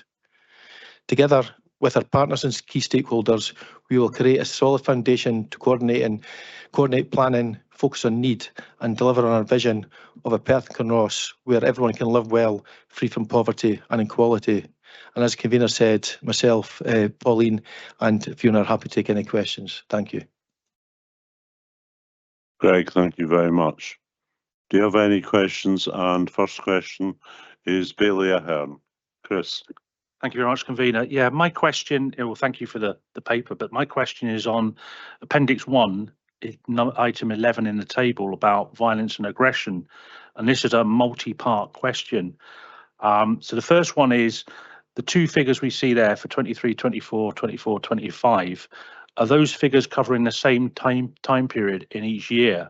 Because I was under the impression, I mean, so the second part is Does it include the violence and aggression in schools? And if it's so, can we get a breakdown? Because I was under the impression that violence and aggression in schools had gone up. And what committees are these reported to? Because I think the violence and aggression in schools only goes to JNCT. So I looked back over the last, I think it was 8 committees for learning and families, and couldn't find any figures in there about violence and aggression in schools, but I do know it's gone to JNCT. And does that include incidents that are by the same person, somebody created having multiple instances? Certainly that is a big issue in schools. Thank you. I'll answer. Pauline, I think. Multiple questions, so if I miss anything, come back and let me know if there's anything else that I've missed out. The period is the same as far as I'm aware. The information was provided by Education and Learning colleagues in relation to the statistics, but it does include all staff across the council in terms of violence and aggression incidents, so not exclusively Education and Learning for the 2-year periods. The papers are reported to the Employee Joint Consultative Committee because that is where the combined violence and aggression forums are all discussed in respect of the health and safety element, and the teacher unions attend for those items on the agenda so that it's a whole council approach discussion and not just teachers exclusively. There are multiple incidents in the violence and aggression and challenging and distress behaviour reports in respect of particular individuals with additional support needs, and that's recorded and reported in the forums that are taken to the JCC, and therefore there might be multiple incidents involving from one child, or there might be one incident with multiple implications arising from a number of staff. So it could be doubled up, and therefore that's why the figure looks the way it does. Does that answer all the points raised? Pauline, thanks. Yeah, the only bit that I was looking for as well. So out of the 1,595 instances for 24-25, what percentage of those are from education as opposed to any other service in the council? I don't have that level of detail here. I'll need to come back and answer that. Thank you. Okay, Pauline, so you would be able to circulate further information. I do notice that on the minutes of the JCC, it is quite a major agenda item back in March on staff reporting incidents of violence and aggression. But yeah, Pauline, if you could provide more information to all members, I think that would be helpful. Thank you. Right, next question is Billy McLaren. Claire. Thank you, convener. Yeah, it's just a question on page 33 saying the employment market continues to present challenges in specific areas and skill sets. Could you expand on those and explain that a little bit deeper? Thank you. Again, Fiona, do you wish to answer? On you go. Thank you. The specific areas that we find challenges in terms of who we or posts that we have issues in recruiting to include regulatory roles, so around our health and safety, trading standards, etc. Specific secondary school subject areas, our trades positions, so for example electrician posts, and also solicitor posts. But it can vary from time to time. It depends on the exact time of the year that we're recruiting, and you know the availability of individuals at the time. Claire, you okay with that?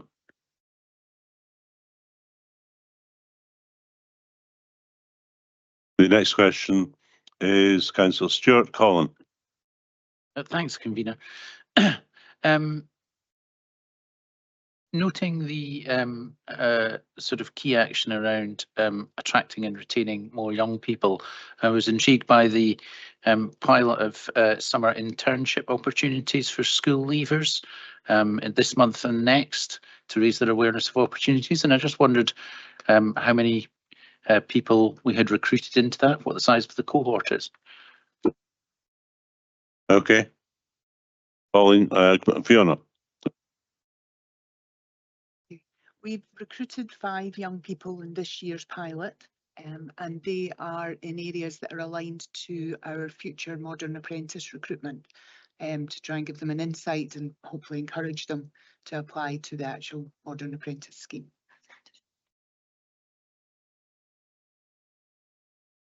Colin.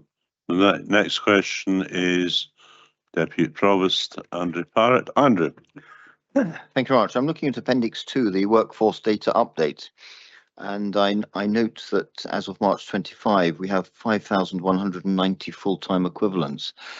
Would I be right in thinking that but for our slippage target, which I think is 5%, we might aspire to be employing something like 5,400 full-time equivalent, and if you like, those posts as a result of the slippage target are not filled but remain on the books? Thanks. I think there it'll be Pauline. Pauline. Not necessarily that it would result in that, because even with a slippage target, there's an opportunity for the services to reconsider what type of role, whether it's an entry level role, whether it's a different type of role altogether that's required rather than like for like. So when somebody leaves, then they can assess what their business need is going forward and how they would then actually try to manage that. And that might result in slippage as well, because there's maybe a lower salary at an entry level point. So all of these contribute to that, and it doesn't necessarily align that would be what our FTE would be sitting at. Okay, Andrew, that suffices. Still 3 further questions at the moment to go. Councillor Duff, John. Yes, sorry, I was going to ask a question similar to Deputy Provost Parrott, but sticking with that, in Appendix 2, I think the headcount shows an increase of 32, but the full-time equivalent posts have gone up by 108. I was just having a wee bit of difficulty in reconciling these two figures. I wondered how we've managed that. I don't know if there's an explanation or an easy explanation for that. Thank you. Pauline. Yeah, there is actually an easy explanation for it, because we only count the person once, and some people have part-time multiple roles, and therefore the FTE for them would be, if they did a 3-day a week, that would be 0.6. If they took on a part-time role at 1 day a week, 0.2, another 0.2, that would all add up to the FTE increasing, but we only count the person once. Is that the right way around? I'm just trying to think that through. So if one person had 3 jobs amounting to 1 FTE, it would be 1 under FTE, but 3 under headcount, would it? Pauline. No, the other way around. There would be 1 person with multiple contracts that would equate to the equivalent of 1 FTE. Or more. Sorry, I maybe been slow about this, but I'm just trying to get this. So the additional 32 in terms of a head count are the equivalent of 108 full-time equivalent posts. Pauline. It's not full-time equivalent posts, it's contracts. So it's contracted for work. So they might have multiple contracts for different hours. And we probably need to look at, and it's only for existing employees. There might be extra comes in from outside who've been recruited in as well, over and above. Okay, now I think I understand it now, if you like. So each of the 3 appointments that somebody might have would be contribute to the FTE. I think here I just say if there's need for further clarification, Pauline, yeah. Yeah, the existing employees can take on additional contracts and there might be extra staff come in from outside. I'm going to leave it there just now, okay? Next, I'm going to take point of clarification, Councillor Grant. Thanks. I'm struggling to get it as well. So, so just as a point of clarity, can you maybe do like a guide for dummies? I can say that not because I put myself in the same group as you there, John, so I can't be accused of it. But just so we can understand it on that, Pauline. Fiona, could you do that for us, please? Yeah.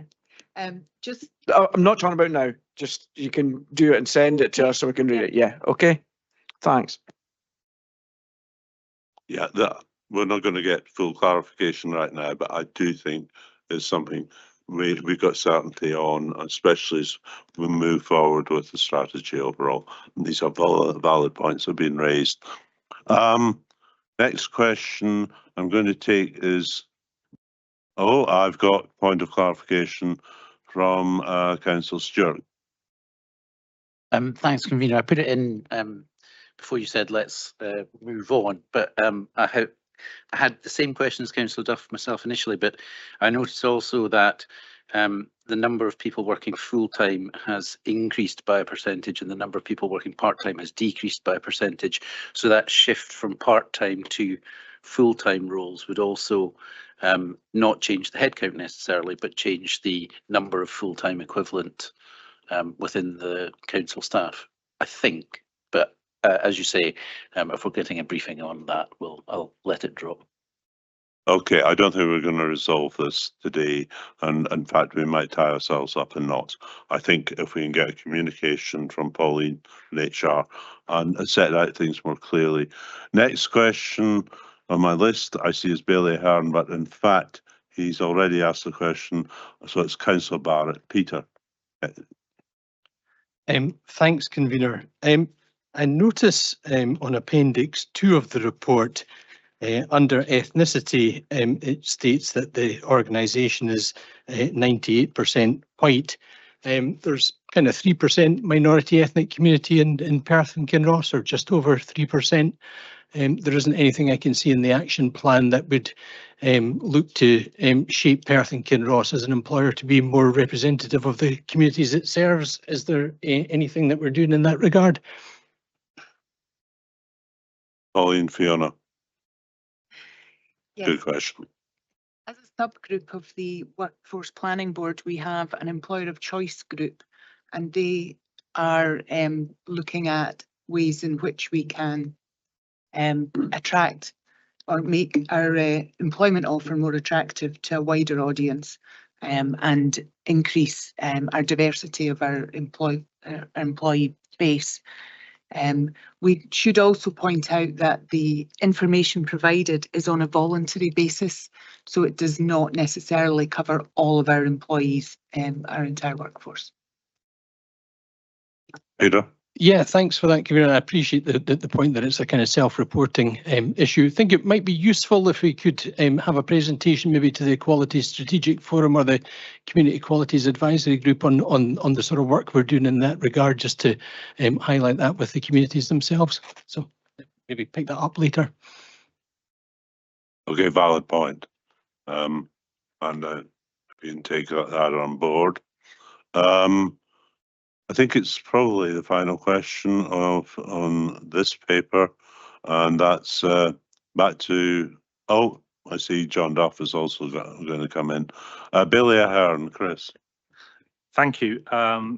My question is based on paragraph 3.6 on page 33, and forgive me if my percentages don't work out, but so 47% of the workforce answered the survey. And I was quite surprised to see that the top 3 reasons our employees are here, making a difference is 57, people they work with 56%, and then we drop quite considerably down to job security of 22%. So my take in there is 78% of the 47% that responded don't see working here as job security. And is there any indication what department that's quite high in? Colleen or Fiona, I will say one thing, the actual response rate is a marked improvement. The previous, and there's no doubt there that is good. I also have some skepticism on employment engagement surveys, but that's a big improvement. However, I take the point, job security. Pauline, Fiona. There's a range of options in the survey that individuals can respond to, and that's the top 3 reasons, and that's the percentage of the from the top 3, not necessarily from the full range that was offered as that option. So there's maybe like 10 options that they were given, and these are the top 3 from the responses received for that particular question.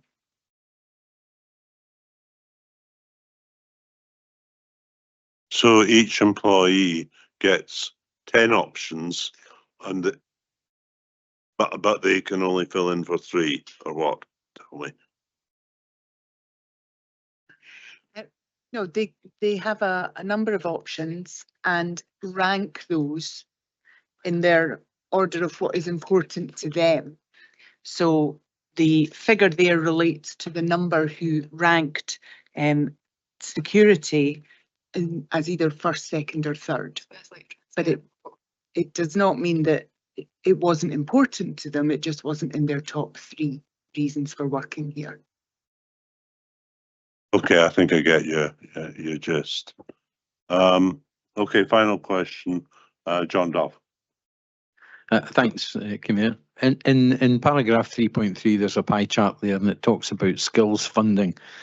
Not enough workforce and skill funding sources and supports available to enable capacity building. And I just wondered, I know that there is money within the Tay Cities deals in relation to skills, capacity, etc. And I just wondered, how we link in with the Tay Cities deal to try and make the most of that. Thank you. Who wants to answer on that? I think probably Greg. Fiona. So the position that's referenced in the report is obviously the national position in terms of the information gathered by the Improvement Service. We within the council don't have any ring-fenced funding for the development of our own staff, but we are able to access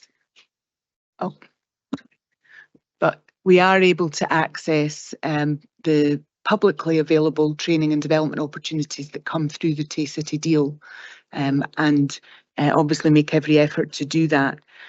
We also do make every effort to access other external funding that may be available to us. So, for example, our modern and graduate apprentice programmes, and also for our management qualifications at level 7 that we offer to our employees. So we are regularly scanning to identify funding opportunities that we can make the most of. Okay, I can see no further questions, so I'm now going to move the report.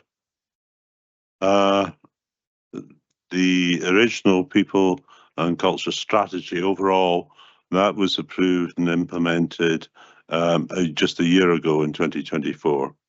And it was to recognise the great work undertaken by our people to deliver the best public services we can for the people of Perth and Kinross.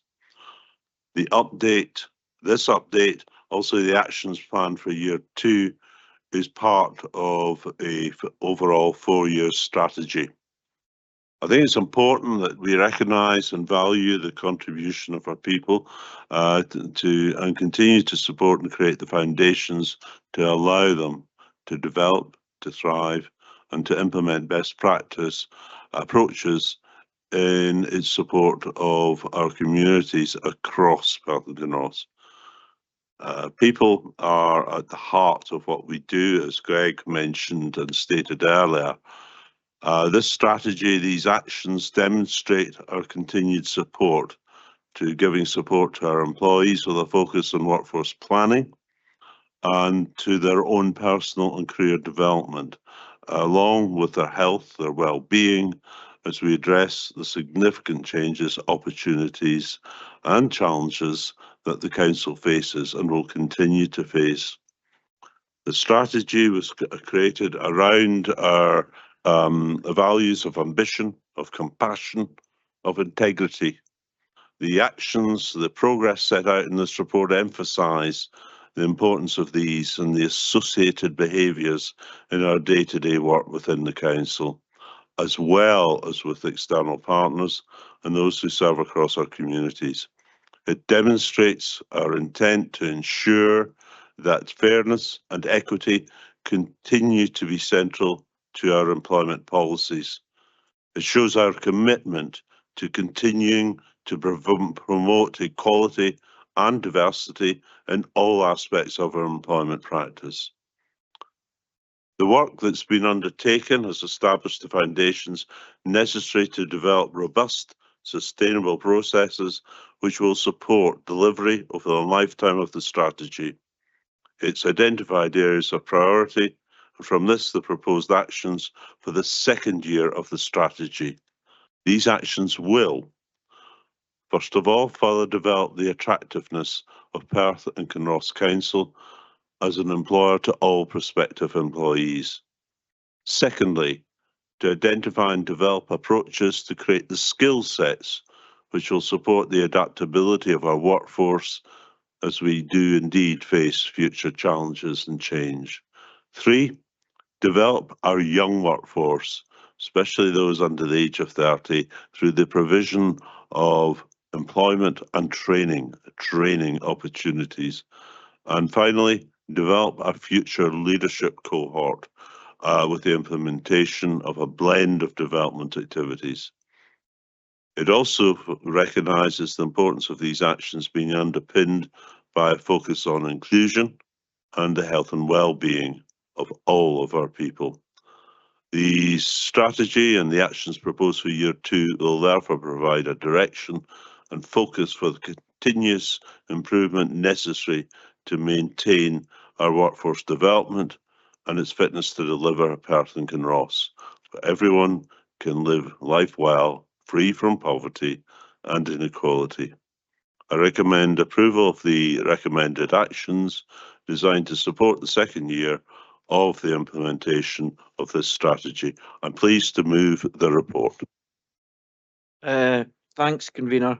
I think this is an important paper, and I'd just like to highlight 3.3, where I'm really pleased to see that we're looking at the pressures that we face with an ageing profile, skill shortages, recruitment challenges, and we're looking forward to address these. I think that was an important part of the paper to show that the council's actually working proactively to move forward and future-proof ourselves. I also think that I'd be concerned if the top 2 priorities or why people are wanting to be working here was not making a difference, being the top one, and the team, the people they work with, being the second most popular thing. Oh, everybody wants job security, but I would be worried if that was the main reason people came with their choices. So I'm really pleased to see that our workforce employees are here to make a difference and enjoy working with the people they work with, which means it's a good environment to work for. So I only want to pick out these two points, which I don't think we really got the correct highlights that they should have. So thanks for bringing the report, and I'm happy to second it. Thank you, Grant. And do we have any comments? Okay, that being so, can we agree this paper, note the contents, approve recommendations, and is there agreement? Okay, thanks. Thank you very much. Greg, Pauline, Fiona. We now move on to the final paper of today, and that's on our contract delivery plan. It's an update on procurement. This doesn't come with several other procurement papers, but I think that will be made clear by Lindsay Stewart, who is a team leader and is here at our top table. And we're also joined today by Vanessa Robertson from Senior Procurement Officer as well. But Lindsay, could you introduce the paper? Thanks very much. Convener, councillors, the purpose of this report is to present the Council's contract delivery plan for 2025-26. This is a high-level plan prepared by the corporate procurement team, which sets out the Council's anticipated contract requirements for the year and beyond where known. Where possible, the estimated value of future contracts is also included. There are currently over 230 lines on the contract delivery plan. This, however, represents a snapshot in time, and the plan will change throughout the year as new operational requirements emerge or funding opportunities or pressures arise. Publication of the contract delivery plan is a statutory requirement under the Procurement Reform Scotland Act 2024. The purpose of publishing the plan is to provide potential suppliers with an indication of future requirements. This allows suppliers the opportunity to determine potential interests, prepare in advance, and take necessary action where required. This may include ensuring they have suitable knowledge and resources available to tender. As well as being a statutory requirement, the contract delivery plan is a key part of our new sustainable procurement strategy, which envisages strategic procurement playing a more proactive role in promoting local economic growth. The plan will allow the corporate procurement team, through its business partnering arrangements, to work with services to identify internal collaborative opportunities and to explore further opportunities with other agencies and organisations. Importantly, and in line with the strategy, it allows the team to identify opportunities for the local supply chain and provides the time to organise tender-specific meet the buyer events if appropriate. Successful implementation of the new strategy is intrinsically linked to the ongoing strategic procurement and commissioning transformation project, which is redesigning the strategic procurement function to create an effective framework to optimise the power of our procurement spend to deliver greater social, economic and environmental benefits. Proactive planning is a key element, and the contract delivery plan supports this. In previous years, the contract delivery plan has been reported as part of the annual procurement report. The decision has been made to submit the plan separately this year to allow the publication as soon as possible after the start of the new financial year. Following approval of the contract delivery plan, this will be published on the PKC website. Suppliers can contact the procurement team for further information on any of the planned activity. I would also like to advise that the annual report will be submitted in October, when we will be reporting on the contracts awarded in financial year 2024-25 and the spending under the following the public pound regime. We will also be providing an update on the first year of implementation of the Council's 5-year sustainable procurement strategy. Happy to take any questions, but as the contract delivery plan is a high-level overview of potential tenders, individual contract strategies have yet to be developed. Therefore, we're unable at this point to answer any specific queries in relation to the proposed routes to market or timescales for the identified contract opportunities. Thank you. Lindsay, thanks very much. Grateful to you. I see at present only one question, and I take your point, this is a high-level report and it isn't going into the specific details of individual contracts, otherwise we could be here all day, and there'll be also opportunities come October. We do have one question though at the moment, and that's from Councillor Barrett. Peter. Thanks, Convener. It's quite an interesting report in terms of the list of contracts that are within it. Last year, the contract delivery plan that was published on the Council's website was marked with asterisks for contracts where they were collaboratively procured or contracted, and kind of double asterisk for ones that came off existing contract call-offs. There's no detail as to whether that is happening this time round or whether it's unnecessary. So just wanted to ask about the difference in that. Thanks. Lindsay?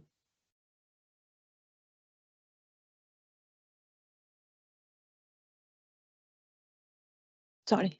The reason we haven't included that this year is because as part of our proactive planning, we are taking measures to review each of the individual routes to market instead of deciding there is a framework available, therefore we will use that in the first instance. So at this time, we haven't determined any of the routes to market.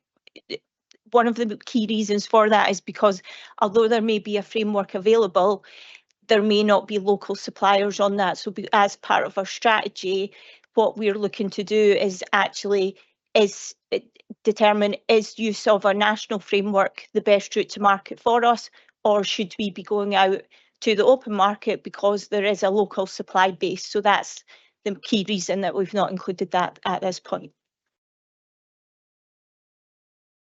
Any further questions? I don't see any, and so I'm now going to move the report.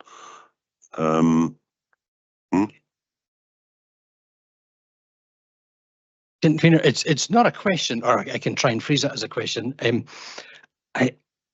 I did wonder what elected member scrutiny of this report was actually going to provide, and I appreciate that there's a statutory duty to publish this information, and no offence to Lindsay whatsoever, but I did wonder whether this couldn't be handled in terms of an elected member's briefing of the table, and then if it's a duty that we have to publish the plan, then we publish the plan.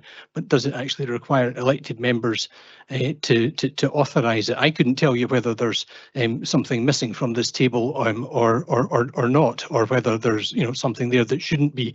So I don't really know what value we can provide to that. I appreciate that it is an interesting document to see what's coming up, but we could find that all out in a member's briefing. I would just say I think it highlights what we're about on the procurement front. It also has to be taken, I think, with the other papers that will come on the 1st of October, but we need to highlight this just now so we can give advance notice on the procurement process.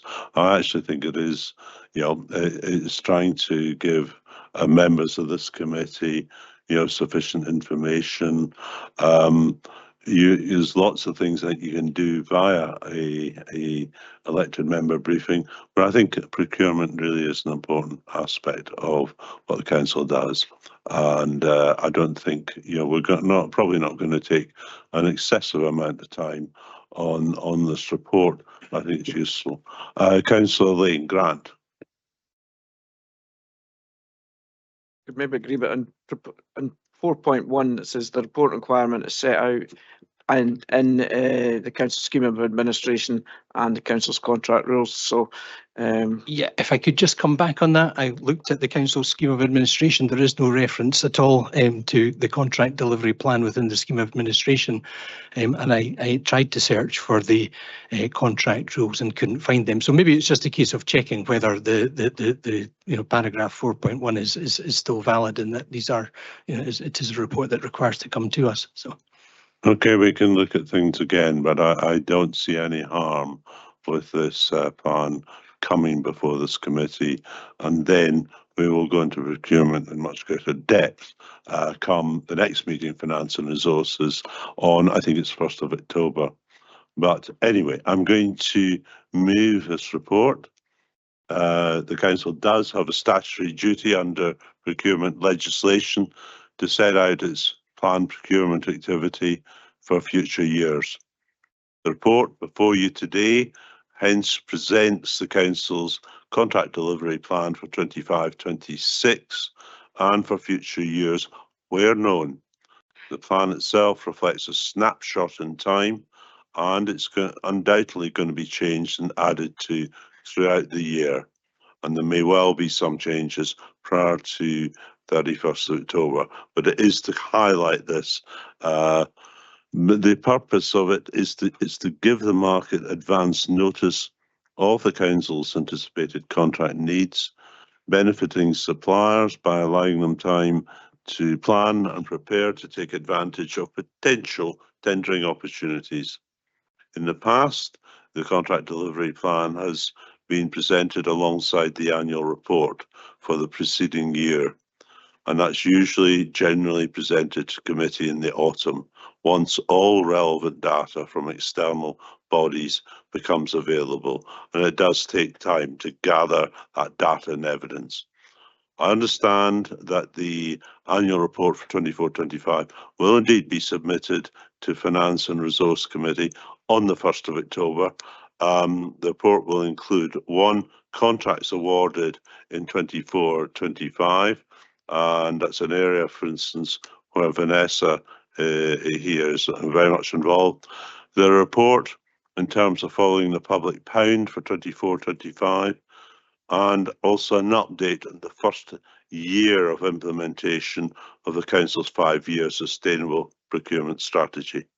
As part of also the transformation programme, the procurement team are looking to engage more proactively with the market, and in particular to optimise opportunities for local suppliers. There'll be much more about that in October. Hence, the decision by officers to bring forward the contract delivery plan earlier to this committee to give as much notice as possible of our contracting opportunities. And as you'll see from the plan, we've also, by kind of key areas, we've this time round to make it I think it's helpful, is to show in descending order the estimated value of the contracts. I think hopefully that makes things a bit clearer in terms of the size, although some of these smaller contracts can actually have a very huge impact on council activities. Anyway, I'm pleased to move this report, and the ask for seconder Grant. Yeah, thanks, convener.